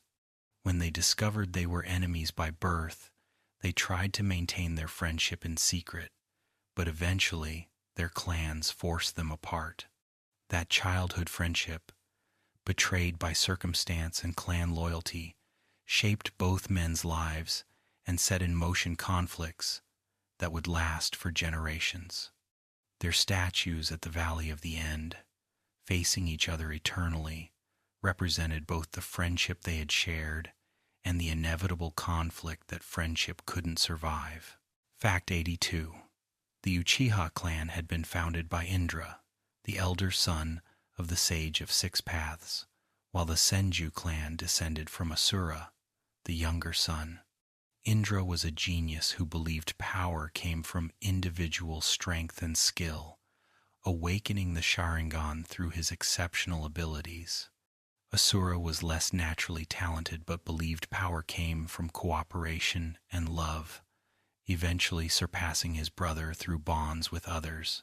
The sage chose Asura as his successor, leading Indra to attack his brother in jealousy. The brothers' conflict continued through their reincarnations across centuries, with Madara and Hashirama being one pair, and Sasuke and Naruto being the latest. This cycle of conflict between descendants of the same bloodline created much of the ninja world's suffering, only ending when Naruto and Sasuke chose friendship over rivalry. Fact 83. The Sharingan could evolve into the Rinnegan under specific circumstances, requiring the combination of Indra's and Asura's chakra. Madara achieved this by implanting Hashirama's cells into himself, combining Uchiha and Senju bloodlines. The Rinnegan was considered the most powerful eye ability, granting the user access to all 6 paths of Pain's abilities, the power to summon the Gedo statue, and in its final form, the ability to cast the infinite Tsukuyomi. However, awakening the Rinnegan took decades and required Madara to give up his Mangekyo Sharingan's abilities temporarily. The pursuit of the Rinnegan represented the ultimate expression of the Uchiha's curse, the belief that greater power could solve all problems, leading to ever greater sacrifices and losses in the quest for strength. Fact 84. The Byakugan was the Hyuga clan's Kekkei Genkai and was actually related to the Rinnegan and Sharingan, all 3 descending from the Otsutsuki clan's original eye abilities. The Byakugan granted near 360-degree vision, the ability to see through objects, and most importantly, the ability to see the chakra pathway system inside people's bodies. This allowed Hyuga clan members to use the gentle fist fighting style, striking chakra points directly to disable enemies without external wounds. The Byakugan was considered less prestigious than the Sharingan within the ninja world, creating insecurity within the Hyuga clan, but its abilities were incredibly valuable for reconnaissance and combat. The Byakugan's connection to the Otsutsuki clan would become important later, revealing that the eye abilities the shinobi possessed were inherited from alien ancestors. Fact 85. The Otsutsuki clan were alien beings who traveled between dimensions, planting god trees on planets to harvest their chakra fruit. Kaguya had been an Otsutsuki who came to Earth, ate the fruit intended for her clan, and was supposed to be punished for it. The Otsutsuki's arrival on Earth had brought chakra to the planet, making them indirectly responsible for the entire shinobi system. They viewed humans as inferior beings, mere cattle to be harvested for chakra. The revelation of the Otsutsuki's existence recontextualized the entire ninja world, showing that all the conflicts between villages were insignificant compared to the threat of alien beings who saw the entire planet as a resource to be consumed. Fact 86. The Akatsuki's original formation had been much different from the villainous organization it became.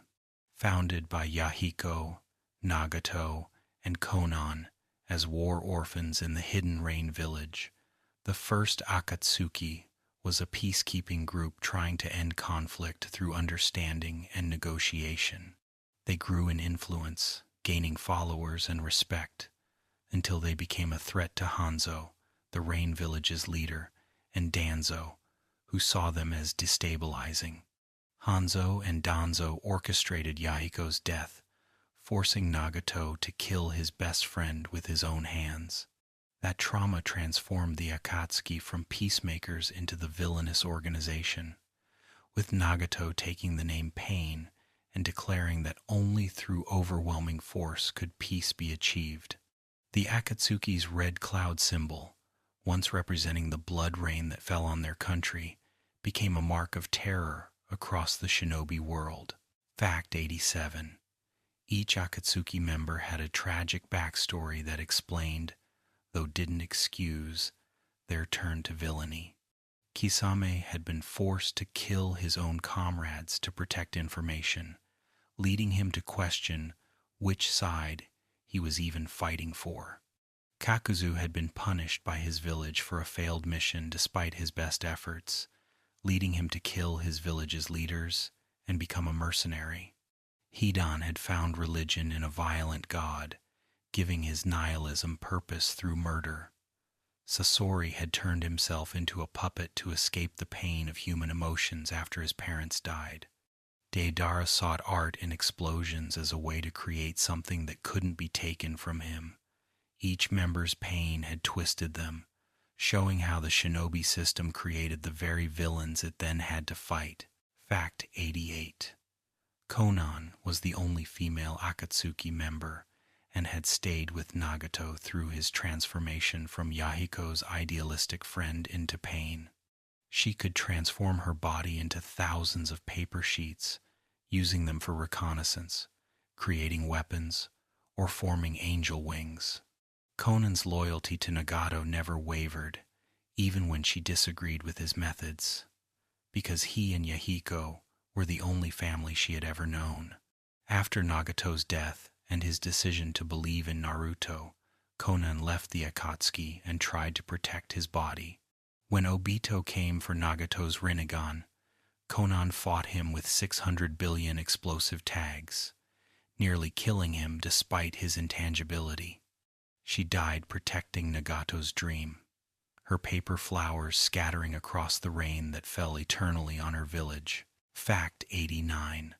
The relationship between Naruto and Sakura evolved from Naruto's childish crush into genuine friendship and mutual respect.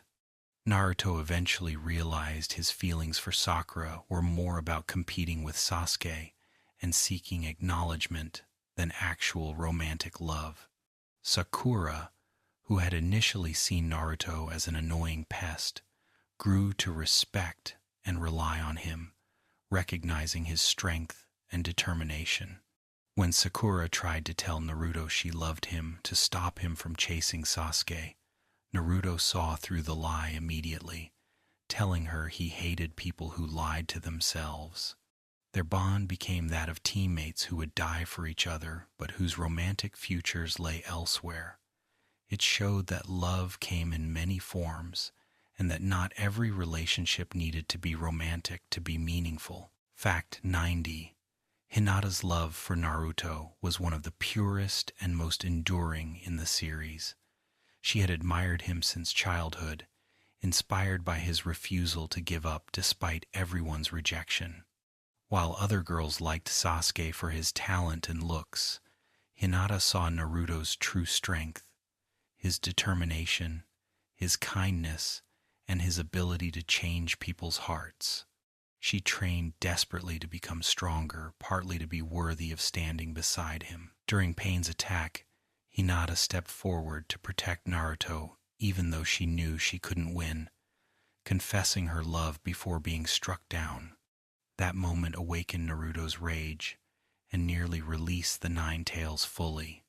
Years later, Naruto finally recognized Hinata's feelings and his own love for her, the two finding happiness together in a relationship built on mutual understanding and respect. Fact 91. The hand signs, used to perform jutsu, were based on the 12 animals of the Chinese zodiac, plus the bird sign. Each hand sign represented a different element or concept, and jutsu required specific sequences of signs to mold chakra properly. Simple jutsu might need only 1 or 2 signs, while complex techniques required dozens performed in rapid succession. The hand signs added a visual element to jutsu and required manual dexterity and practice.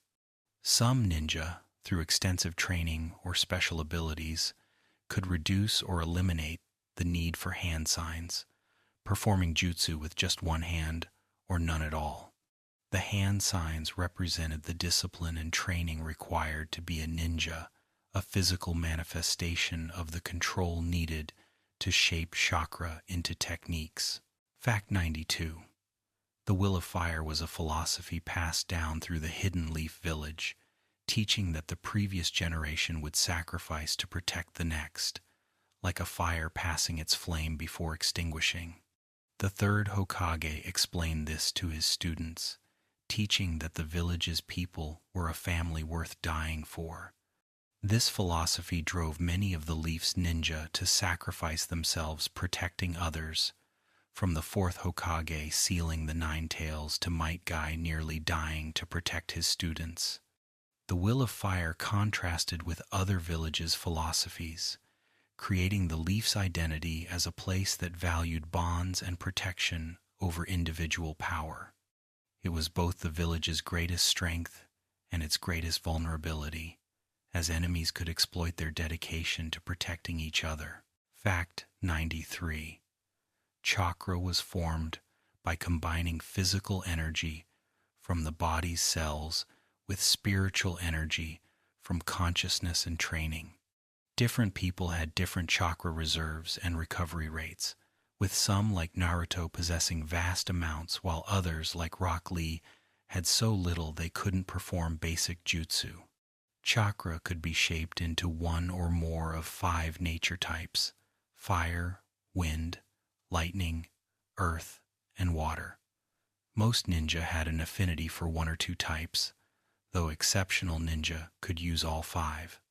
Combining 2 nature types created advanced elements like ice, wood, or lava. The chakra system was central to all ninja abilities, and understanding how to control and manipulate it separated skilled ninja from weak ones.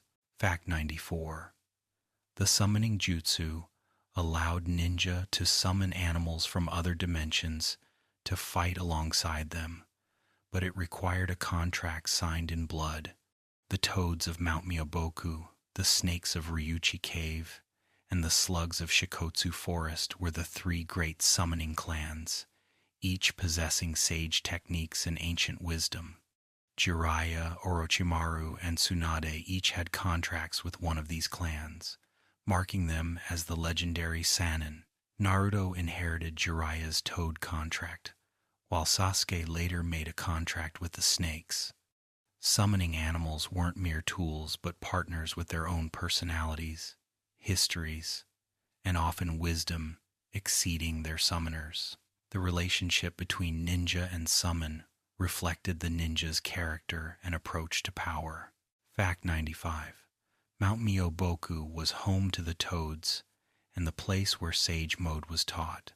Sage Mode required the user to remain perfectly still to gather natural energy from the world around them, then balance it perfectly with their physical and spiritual energy. If the balance was wrong, the user would turn to stone. Successfully entering Sage Mode granted dramatically enhanced strength, speed, sensing abilities, and access to powerful sage techniques. Naruto learned Sage Mode from Fukasaku, a small elderly toad, and it became one of his most powerful forms before he befriended Kurama. The training was grueling and dangerous, requiring Naruto to sit motionless on a toad statue while oil was dripped on his head, a test of patience for someone naturally hyperactive. Fact 96. The prophecy of the child of prophecy was given to Jiraiya by the great toad sage, an ancient amphibian with the power to see possible futures. The prophecy stated that Jiraiya would train a student who would either save the world or destroy it, depending on choices made.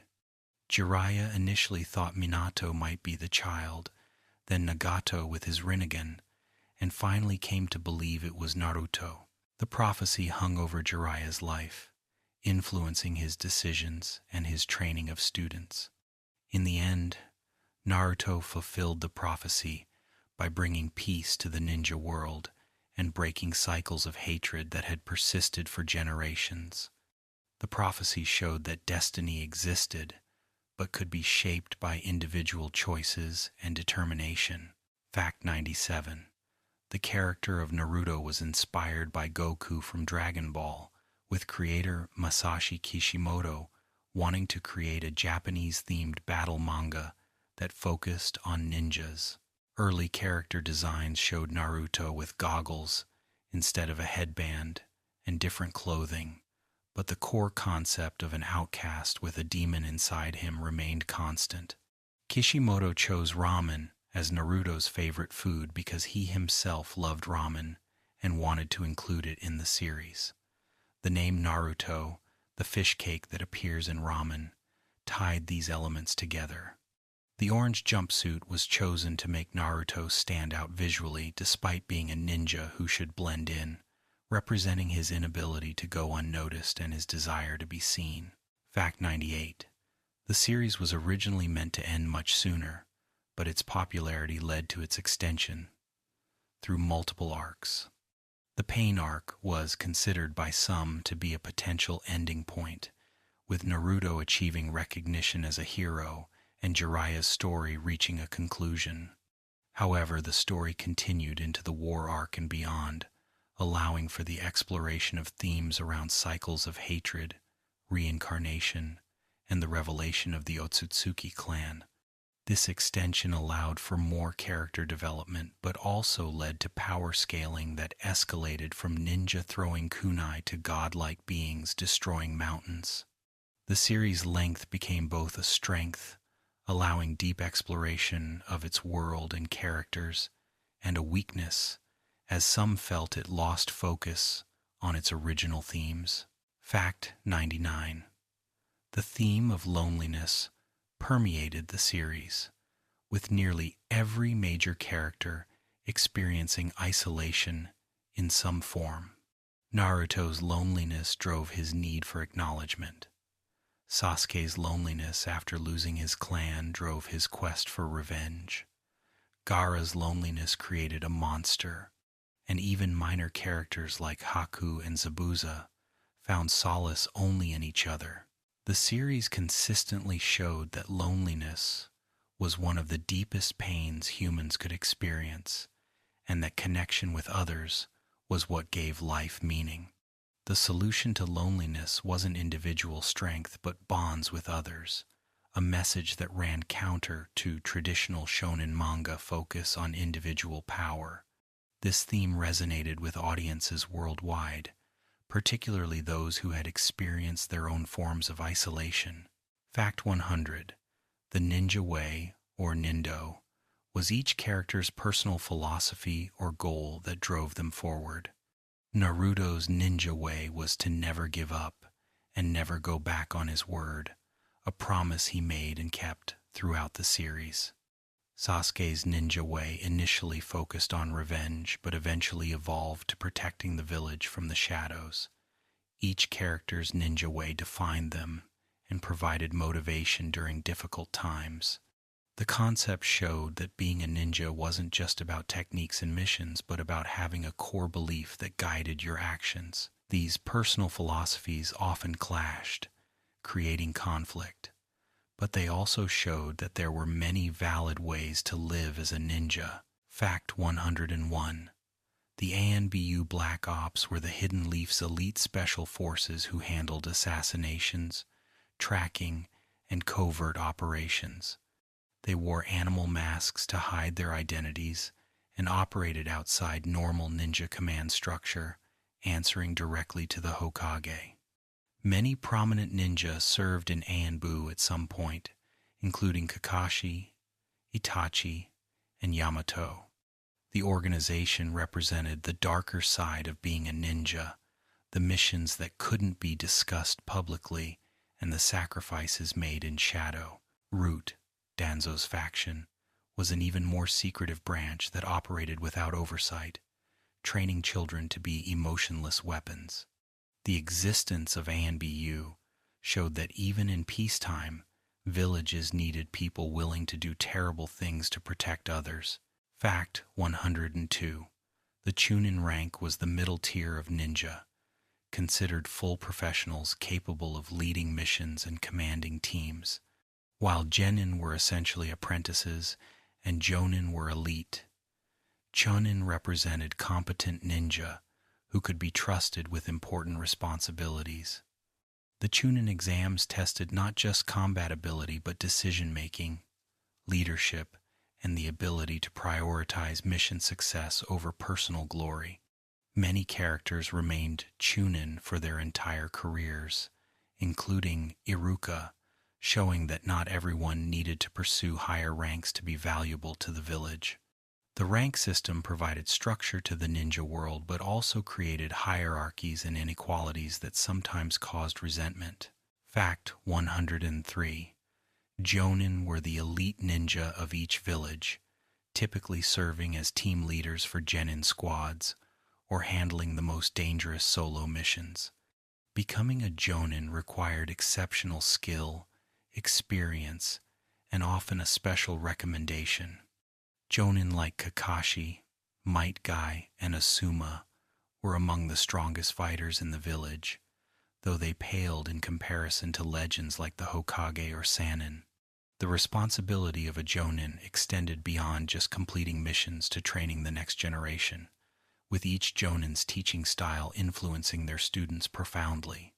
The relationship between Jonin instructors and their genin teams formed the backbone of the village's continuity and strength. Fact 104. The mission ranking system classified tasks from D-rank simple chores, like finding lost pets, to S-rank missions that could affect international relations or involved extremely dangerous opponents. Early in the series, Team 7 complained about D-rank missions, wanting exciting adventures, not understanding that these simple tasks built fundamentals. By the series' end, they regularly handled S-rank missions that most ninja would never encounter. The ranking system showed the progression from students to legends, with each rank representing both danger and trust. S-rank missing nin, like the Akatsuki members, were considered threats to entire nations, showing how far beyond normal ninja some individuals could become. Fact 105. Sealing jutsu, or fuin jutsu, were techniques that used special symbols and chakra to seal away objects, people, or even concepts. The fourth Hokage was a master of sealing jutsu, using them to seal the Nine Tails into Naruto. The Uzumaki clan, Naruto's mother's clan, specialized in sealing techniques and created many of the fundamental seals used throughout the ninja world. Sealing jutsu were complex and dangerous, requiring precision and often sacrificing the user's life for the most powerful seals. The dead demon consuming seal, used by both the third and fourth Hokage, sealed the target by summoning a death god who consumed both the target's and the user's souls. Sealing techniques represented the ultimate form of ninja sacrifice, using your life not as a weapon but as a prison for evil. Fact 106. The curse mark on Neji's forehead and other branch family Hyuga members was a seal placed on them as children to protect the Byakugan from being stolen by enemies. However, it also allowed main family members to cause excruciating pain or death to branch members with a single hand sign, ensuring the branch family's subservience. This system created deep resentment within the Hyuga clan, with talented branch members like Neji forced to serve less talented main family members simply because of birth order. The curse mark represented the worst aspects of the shinobi world's adherence to tradition, where birthright mattered more than ability or character. Neji's journey from bitter fatalism to choosing his own destiny showed that even seemingly unchangeable systems could be challenged. Fact 107. Medical ninja were essential to any team's survival, but were rare because medical ninjutsu required precise chakra control and extensive anatomical knowledge. Tsunade revolutionized medical ninjutsu by creating the rule that every four-person team should have a medical specialist, dramatically increasing survival rates on missions. Medical ninja were trained to stay back from direct combat to preserve their ability to heal teammates, though powerful medical ninja like Tsunade and Sakura could also fight on the front lines. The mystical palm technique was the fundamental medical jutsu, allowing users to heal wounds by stimulating cell reproduction with chakra. Medical ninja represented the understanding that preserving life was as important as taking it, a balance that defined the best of ninja philosophy. Fact 108. The chakra nature transformation allowed ninja to convert their chakra into elemental forms, creating techniques like fireballs, lightning bolts, or water dragons. Most ninja had an affinity for one element, determined by their genetics and personality. Fire release users tended to be passionate, lightning release users quick and direct, water release users adaptable, earth release users stubborn, and wind release users free-spirited. Advanced users could combine two natures to create Kekkei Genkai like ice release or wood release. Naruto's wind affinity combined with the Rasengan created the Rasen Shuriken, while Sasuke's lightning affinity enhanced his Chidori. Understanding one's nature type and training, it was essential for any ninja hoping to develop powerful techniques. Fact 109. The Chidori, or 1,000 birds, was a lightning-based assassination technique created by Kakashi in his youth. It involved concentrating lightning chakra in the hand until it produced a sound like 1,000 birds chirping, then charging at the target with incredible speed. The technique was powerful but dangerous, as the speed made it difficult to avoid counterattacks. The Sharingan compensated for this weakness, allowing the user to see opponents' movements and adjust accordingly. Sasuke learned the Chidori from Kakashi and made it his signature technique, later evolving it into various forms, including the sword-shaped Chidori sharp spear and the area of effect Kirin that used natural lightning. The Chidori represented the precision and focus of lightning, a technique that required absolute commitment once begun. Fact 110. The 8 gates were limiters on the body's chakra flow that prevented users from accessing their full potential. Opening the gates progressively removed these limiters, granting exponentially increasing power but also damaging the body. The first gate removed the brain's mental inhibitions, while the 8th and final gate of death granted power rivaling God's, but guaranteed the user's death. Might Guy opened all 8 gates to fight Madara Uchiha, nearly killing the legendary ninja with a single kick. The 8 gates technique represented the ultimate expression of taijutsu and the pinnacle of what hard work could achieve, proving that even someone without special bloodlines or tailed beasts could reach godlike power through pure dedication and training, though at terrible cost. Fact 111. The concept of the ninja village system was relatively recent in the Naruto world, established only about 80 years before the main story. Before the villages, ninja clans were hired as mercenaries by feudal lords, often fighting members of their own families on opposite sides of conflicts. Children died young, like Hashirama's and Madara's brothers, creating endless cycles of revenge.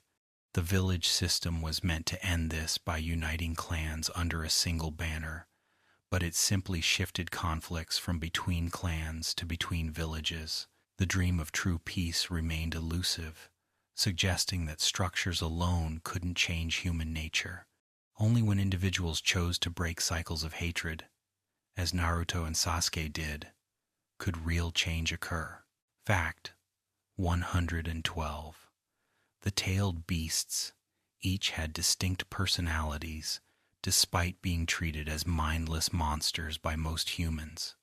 Kurama the Nine Tails was proud and angry. Son Goku the Four Tails was polite. Shukaku the One Tail was maniacal. And Matatabi the Two Tails was calm and respectful. They could communicate with each other telepathically and had existed for centuries, witnesses to humanity's endless conflicts.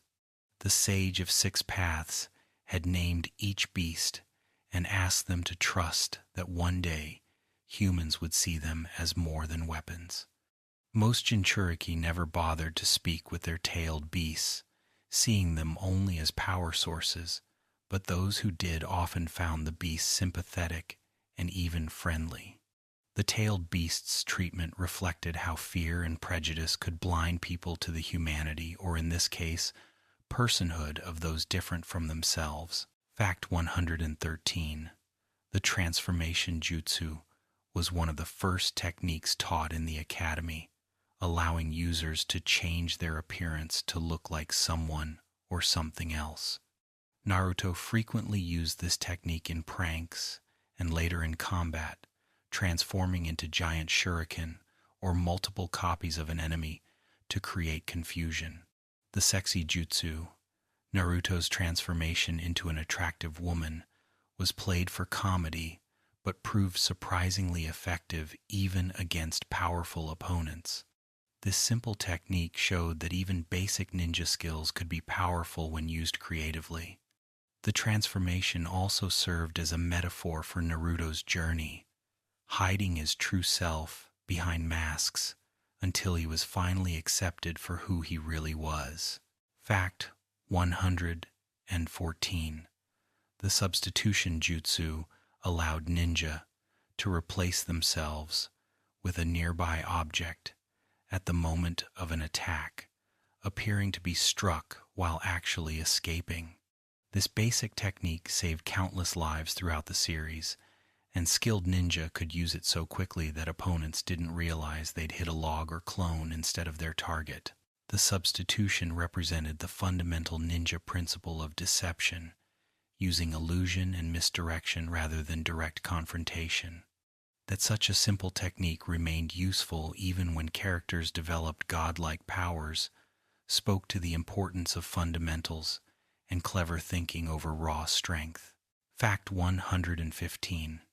Genjutsu were illusion techniques that manipulated the chakra flow in a victim's brain, making them see, hear, or feel things that weren't real. The Sharingan was particularly adept at casting genjutsu, with the Mangekyo Sharingan Tsukuyomi creating illusions so powerful that seconds in the real world could feel like days of torture in the victim's mind. Breaking free from genjutsu required either disrupting one's own chakra flow or having an ally disrupt it from outside. Some ninja like Kurenai specialized in genjutsu, while others like Naruto were nearly useless at it, unable to perform even basic illusions. Genjutsu represented the psychological warfare aspect of being a ninja, showing that the mind could be as vulnerable as the body. Fact 116. The sword techniques in Naruto ranged from basic kenjutsu to legendary blades with special powers. The 7 ninja swordsmen of the mist each wielded a unique blade. Zabuza's executioner's blade could regenerate from blood. Kisame's Samehada absorbed chakra, and others had their own abilities. These weren't just weapons, but almost living tools passed down through generations. Sasuke's Kusanagi sword could extend and was nearly indestructible, while Killer Bee wielded multiple swords simultaneously in a unique style. The variety of sword techniques showed that even in a world of magical jutsu, physical weapons and skill still had their place, and mastery of the blade could make one legendary. Fact 117. The relationship between master and student was sacred in the ninja world, with knowledge passed down directly from one generation to the next. This created lineages of techniques and philosophy. Jiraiya trained Minato, who trained Kakashi, who trained Naruto and Sasuke. Each teacher imparted not just techniques, but their understanding of what it meant to be a ninja. Tsunade trained Sakura in medical ninjutsu and superhuman strength. Might Guy trained Rock Lee in taijutsu and the power of hard work. These relationships formed the backbone of the ninja system, ensuring that wisdom and techniques weren't lost when their creators died. The master-student bond often became as important as family, with teachers sacrificing themselves for students and students carrying on their master's legacies. Fact 118. The concept of the Jinchuriki, humans with tailed beasts sealed inside them, created both weapons and outcasts. Most villages treated their Jinchuriki as living weapons, tools to be used in war, while common people feared and hated them for the beasts they contained. Gaara's father tried to have him assassinated multiple times, and Naruto grew up despised by his own village. Only a few Jinchuriki, like Killer Bee and Yugito Ni, were respected by their villages. The Jinchuriki's suffering revealed the cruelty of a system that sacrificed children's happiness for military power, and the hypocrisy of villagers who benefited from the Jinchuriki's existence while hating them for it. The treatment of Jinchuriki served as a microcosm for how societies often scapegoat minorities or those different from themselves. Fact 119. The Pure Land was the afterlife in the Naruto world, where souls went after death. It was depicted as a peaceful place where the dead waited, sometimes able to observe the living world. Characters who were reanimated by Edo Tensei were forcibly pulled from the Pure Land back to the living world, their souls bound to artificial bodies. When finally released, they returned to the Pure Land and to loved ones who had passed before. The existence of the Pure Land provided comfort, showing that death wasn't an end, but a transition, and that those who died protecting others were rewarded with peace. The afterlife scenes were often touching, with characters reuniting with parents, siblings, or teammates they had lost. Fact 120. The theme of hard work versus natural talent was embodied in the rivalry between Rock Lee and Neji Hyuga. Lee had no natural talent and couldn't use ninjutsu or genjutsu, while Neji was a prodigy born into a prestigious clan. Yet Lee pushed himself so hard that he could compete with and sometimes surpass naturally talented ninja. Their fight during the Chunin exams was a clash of philosophies. Neji believed fate determined everything and that those born weak would stay weak, while Lee believed effort could overcome any limitation. Lee's near victory proved that hard work mattered, though Neji's ultimate victory showed that talent also had value. The series ultimately suggested that both were important, but that determination and never giving up could allow anyone to succeed regardless of their starting point. Fact 121. The infinite Tsukuyomi was Madara and Obito's ultimate goal, a genjutsu that would trap the entire world in an illusion where everyone experienced their perfect dream. Madara believed this was true peace, as people couldn't suffer if they lived in dreams where everything went right. The infinite Tsukuyomi represented escapism taken to its extreme, rather than fix the world's problems, simply retreat into fantasy.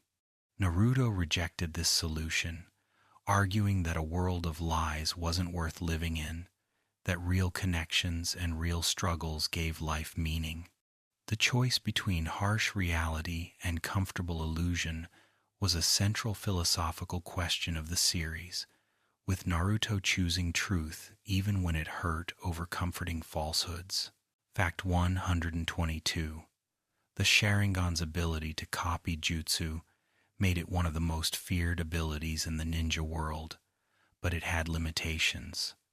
The user could only copy techniques they were physically capable of performing and that didn't require special bloodlines. Kakashi could copy thousands of jutsu but couldn't copy wood style because he lacked the necessary Kekkei Genkai. The Sharingan also couldn't copy taijutsu perfectly, only the movements, meaning Lee's techniques were safe from copying. Despite these limitations, the Sharingan's copying ability made Uchiha extremely versatile, able to adapt to any fighting style by incorporating elements from opponents they'd faced. This ability reflected the Uchiha's genius but also their tendency to appropriate others' techniques rather than developing entirely original styles.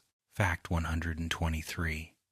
Kakuzu was an Akatsuki member who had lived for over 90 years through a forbidden technique that allowed him to steal hearts from victims and use them to extend his life. He could have up to 5 hearts at once, each granting him a different elemental affinity and effectively giving him 5 lives. Kakuzu was motivated purely by money, viewing everything through a lens of profit and loss, a cynicism born from being punished by his village despite successfully completing an impossible mission. His fight against Team Asuma and Team Kakashi required destroying all 5 of his hearts, and even then, he nearly succeeded in killing his opponents. Kakuzu represented the logical extreme of treating ninja as tools, reducing all relationships and actions to transactions, and treating hearts, both literal and metaphorical, as interchangeable commodities. Fact 124. Hidan was Kakuzu's partner in the Akatsuki, an immortal ninja who worshipped a deity of death named Jashin. Hidan's immortality made him reckless in battle, allowing him to take fatal wounds without dying. His fighting style involved drawing his opponent's blood, consuming it, and then entering a ritual circle where any damage he inflicted on himself would be transferred to his opponent through a voodoo-like curse. Hidan was crude, loud, and fanatical about his religion, constantly clashing with the pragmatic Kakuzu.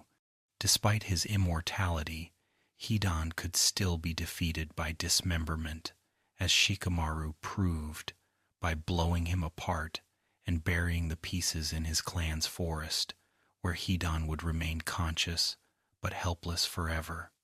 Hidan's immortality represented the emptiness of living without purpose beyond violence, as eternal life meant nothing when spent in service of death. Fact 125. The relationship between Kakashi and Obito was one of the series' greatest tragedies. 2 teammates whose differing views on the ninja rules led to devastating consequences. Kakashi initially believed rules and missions came before comrades, while Obito argued that those who abandoned their friends were worse than trash. When Obito was crushed saving Kakashi, he gave Kakashi his Sharingan as a gift, asking him to protect Rin. Kakashi's subsequent failure to save Rin, forced to kill her with his own hand when she was made into a weapon, broke both of them. Kakashi became the teacher who valued teamwork above all else, while Obito became convinced the world needed to be destroyed and remade. Their mirrored paths showed how the same trauma could lead to opposite conclusions. Fact 126. The rivalry between Kakashi and Might Guy was a source of comedy throughout the series. with Guy constantly challenging Kakashi to competitions ranging from rock, paper, scissors to who could complete missions faster. Guy kept a meticulous record of their contests, claiming to be slightly ahead, while Kakashi treated the rivalry with bemused indifference. Yet beneath the humor was genuine friendship and mutual respect. When Guy opened the eighth gate to fight Madara, knowing it would kill him, Kakashi could only watch in awe and gratitude. Guy's recovery, though he was permanently crippled, was a relief to Kakashi, who had already lost too many precious people.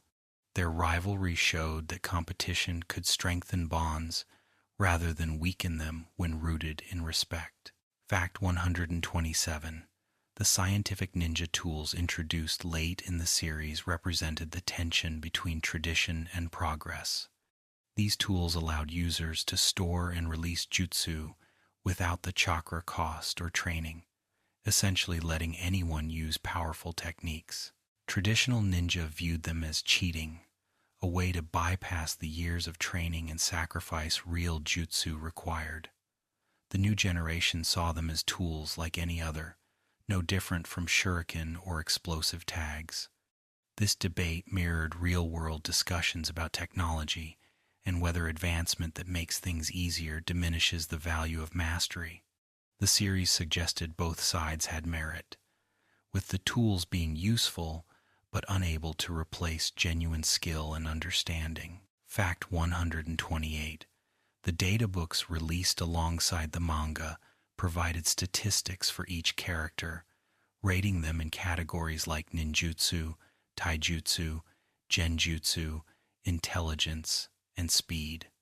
These numbers sparked endless debates among fans about who was stronger, though the series itself often contradicted the databooks. The databooks revealed background information like character heights, weights, favorite foods, and the meanings behind their names.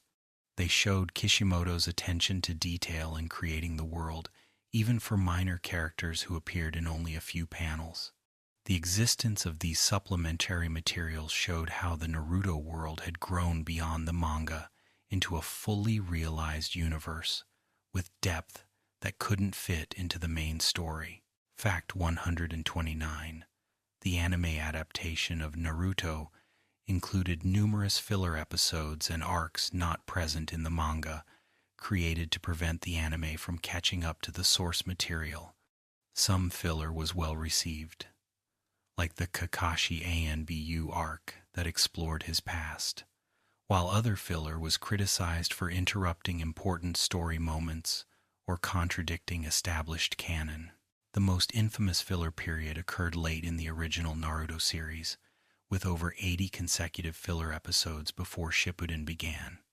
Despite complaints, filler episodes allowed for character development and world building that the manga's faster pace couldn't accommodate, giving depth to secondary characters who might otherwise be overlooked. Fact 130. The music of Naruto, composed primarily by Toshio Masuda and Yasuharu Takanashi, became iconic and inseparable from the series' emotional moments. Tracks like Sadness and Sorrow accompanied tragic scenes, while Strong and Strike played during intense battles. The music enhanced the storytelling, with certain tracks becoming so associated with specific emotions that hearing them instantly evoked those feelings. The anime's soundtrack showed how sound could be as important as visuals in creating atmosphere and emotional resonance, turning already powerful scenes into unforgettable moments. Fact 131. The opening and ending themes of the anime were performed by various Japanese rock and pop artists, becoming hits in their own right. Songs like Go by Flo, Bluebird by Ikimono Gakari, and Silhouette by Kanabun captured the series' spirit of perseverance and hope. The opening sequences often contained foreshadowing of upcoming events or symbolic imagery that fans would analyze frame by frame. These songs introduced many Western fans to Japanese music, creating a cultural bridge through the medium of anime.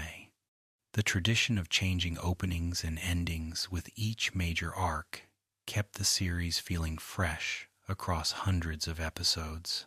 Fact 132. The fights in Naruto evolved from tactical exchanges of jutsu and strategy to massive spectacles of destruction as power levels increased. Early fights like Naruto versus Neji or Kakashi versus Zabuza emphasized clever use of basic techniques and misdirection. Later fights like Naruto and Sasuke versus Momoshiki involved destroying mountains and reshaping landscapes. This escalation was both thrilling and controversial, with some fans preferring the more grounded early fights while others enjoyed the spectacular later battles. The evolution reflected the character's growth but also the challenge of raising stakes while maintaining tension. Fact 133. The Talk no Jutsu, a fan term for Naruto's ability to change enemies' hearts through conversation, became both praised and mocked. Naruto convinced numerous antagonists to change their ways through empathy and understanding, from Zabuza to Nagato to Obito. Critics argued this made conflicts feel less meaningful when enemies could be talked down, while supporters saw it as the series' core message that understanding could break cycles of hatred where violence only perpetuated them. The Talk no Jutsu represented Naruto's truest power, not his jutsu or the Nine Tails, but his ability to see the humanity in his enemies and remind them of their own. Fact 134. The popularity of Naruto led to it becoming one of the best-selling manga series of all time, with over 250 million copies in circulation worldwide. The series ran from 1999 to 2014, spanning 72 volumes and 700 chapters. Its success helped popularize manga and anime globally, introducing millions of people to Japanese storytelling. Naruto merchandise, video games, and spin-offs generated billions in revenue, making it a cultural phenomenon that transcended its medium. The series' impact on popular culture was undeniable, influencing fashion, language, and inspiring countless creators. Fact 135. The hand-running technique where ninja ran with their arms behind their backs became synonymous with Naruto, though its origins in the series were practical. The animation studio used this running style because it was easier to animate than natural arm swinging, requiring fewer frames and less detailed movement. In-universe, the technique theoretically reduced air resistance and kept hands ready to form seals quickly. The distinctive running style became so associated with Naruto that people worldwide mimicked it, turning an animation shortcut into an iconic element of the series. It showed how even practical decisions could become beloved characteristics. Fact 136. The concept of chakra in Naruto differed from traditional Eastern philosophy's understanding of chakra or chi. In the series, chakra was explicitly a physical, divided by spiritual energy that could be measured and manipulated, more like a fuel source than a spiritual essence. This westernization of an Eastern concept made the power system more accessible to global audiences, while drawing criticism from those familiar with traditional chakra concepts. The series created its own consistent internal logic for how chakra worked, prioritizing storytelling and battle mechanics over spiritual accuracy. This approach showed how creators could adapt cultural concepts into new contexts. Fact 137. The shinobi villages were named after geographical features: the hidden leaf in forests, the hidden sand in deserts, the hidden stone in mountains, the hidden cloud at high altitudes, and the hidden mist surrounded by water. These environmental differences influenced each village's tactics and specialties, with the mist focusing on silent killing, the sand on puppet techniques, and the stone on earth-based jutsu. The geographical determinism added realism to the world, suggesting that environment shaped culture and capabilities. It also created natural contrast between villages, making each feel distinct despite sharing the same basic ninja framework. Fact 138. The economic system of the ninja world ran on missions, with clients paying villages to have ninja complete tasks. Mission payments were split between the village and the ninja who completed them, creating an economic incentive for ninja to take dangerous missions. This mercenary system created moral ambiguity, as ninja might fight former allies if hired by different clients. The mission payment system grounded the fantastical ninja abilities in economic reality, showing that even legendary warriors needed money to live. It also created plot opportunities, as disagreements over mission payments or mission difficulty drove several early arcs. Fact 139. The character of Naruto evolved significantly from his earliest appearances, where he was more mischievous and bratty, to his later portrayal as determined but compassionate. Early Naruto pulled pranks and used sexy jutsu frequently, while later Naruto focused on training and protecting others. This evolution reflected his maturation and the series' tonal shift from comedy adventure to serious war drama. Some fans missed the goofier early Naruto, feeling the series lost some charm as it became more serious. Others appreciated watching Naruto grow from an annoying kid into a respected leader, seeing the evolution as natural character development. Fact 140. The relationship between the Leaf and the Sand villages was strengthened by Naruto's friendship with Gaara, turning former enemies into close allies. After Naruto defeated and saved Gaara, the Sand Ninja who had participated in Orochimaru's invasion were forgiven, and the villages formed a lasting alliance. This personal connection between Jinchuriki became political alliance, showing how individual relationships could reshape international relations. When Gaara became Kazekage, his first act was to strengthen ties with the Leaf, prioritizing his bond with Naruto over traditional Sand isolationism. Their friendship proved that even villages with a history of conflict could find peace through genuine understanding. Fact 141. The Hidden Cloud Village had a darker reputation than other villages, known for attempting to kidnap bloodline users and Jinchuriki from other villages to steal their abilities. They tried to kidnap Hinata as a child and caused significant diplomatic incidents. Despite this, the Cloud Village was also portrayed as one of the most militarily powerful and technologically advanced villages, with their Raikage being one of the strongest Kage.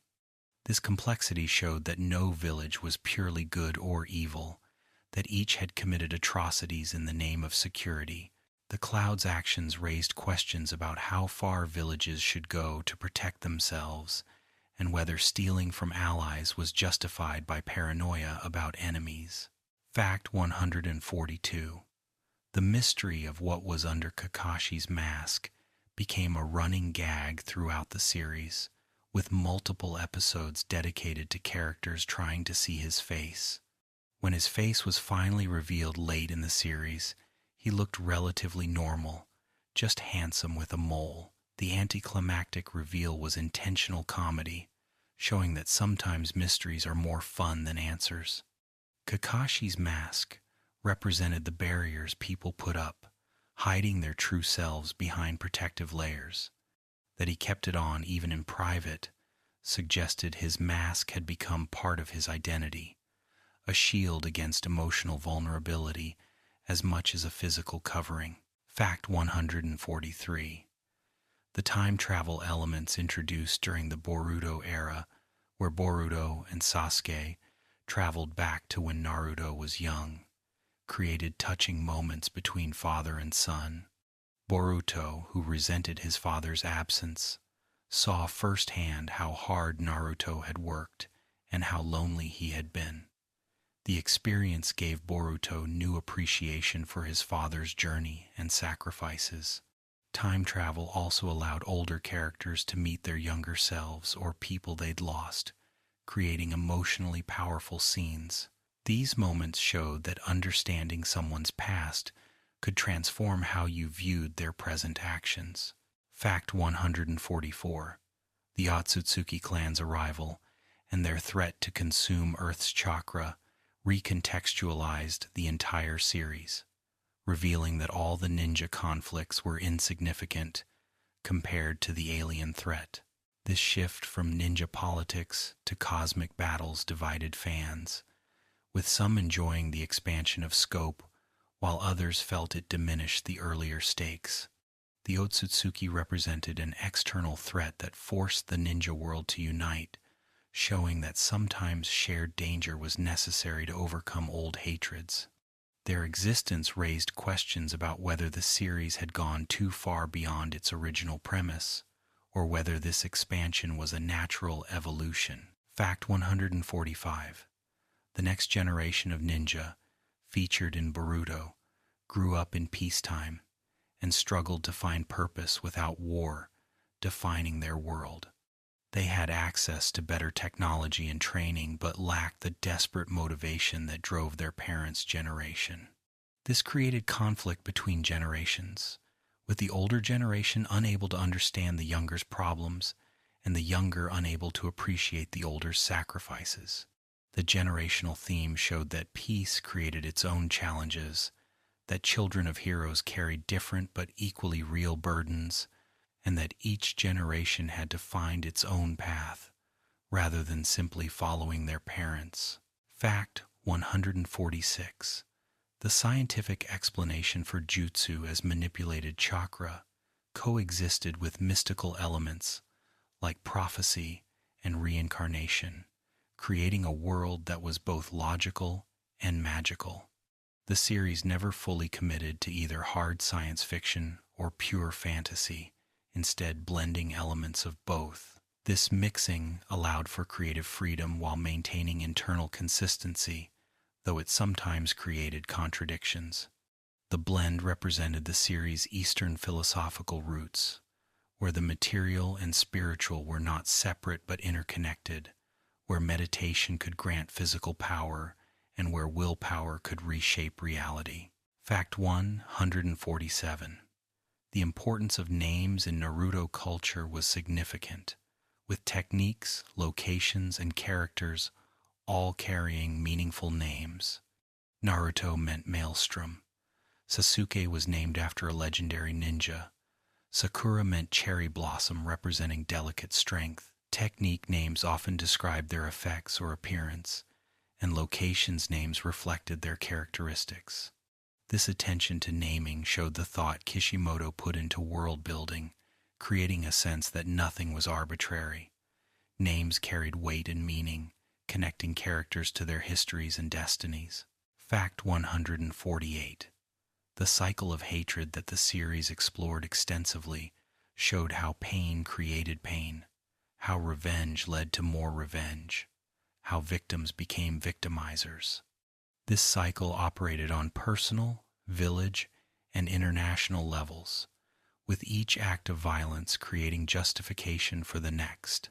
Breaking the cycle required someone to absorb hatred without returning it, to understand enemies rather than destroy them, to choose forgiveness over vengeance. Naruto embodied this choice repeatedly, from forgiving Sasuke to understanding Nagato to seeing Obito's pain. The cycle of hatred was the series' central conflict, more important than any villain, representing humanity's greatest challenge. Fact 149.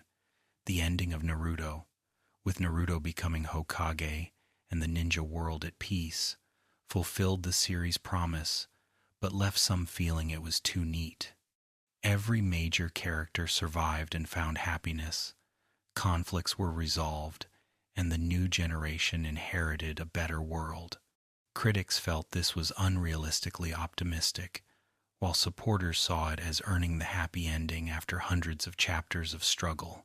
The ending represented hope that cycles could be broken, that sacrifice and perseverance could create lasting change, and that dreams could come true.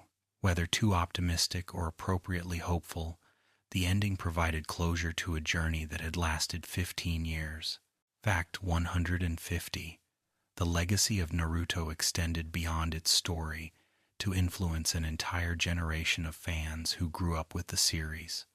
People found inspiration in Naruto's never-give-up attitude, comfort in seeing characters overcome loneliness, and hope in the message that anyone could achieve their dreams through hard work. The series taught lessons about friendship, perseverance, understanding others, and believing in yourself. For many, Naruto wasn't just entertainment, but a formative experience that shaped their values and worldview. The series showed that stories could matter, that fiction could inspire real change, and that a boy in an orange jumpsuit dreaming of becoming Hokage could touch hearts around the world. And so, dear friends, we reach the end of our journey through the Hidden Leaf Village and the story of Naruto Uzumaki. We have walked together through 150 facts, exploring the bonds of friendship, the weight of dreams, and the quiet power of never giving up. From a lonely boy eating instant ramen in an empty apartment to the seventh Hokage protecting a world at peace, Naruto's story reminds us that our beginnings do not define our endings. As you close your eyes tonight, imagine yourself standing in the Hidden Leaf Village at sunset. The Hokage monument glows golden in the fading light, the faces of all 7 Hokage watching over the village with eternal patience. You can hear the distant sounds of children playing, of families gathering for dinner, of a world that knows peace because of the sacrifices of heroes. Naruto's dream came true, and in that truth, we find hope for our own dreams. Rest now, knowing that no matter how many times you fall, you can always stand again. Sleep well, and may your dreams be filled with the determination of a ninja who never gave up, and the warmth of bonds that can never be broken. Good night, and believe it.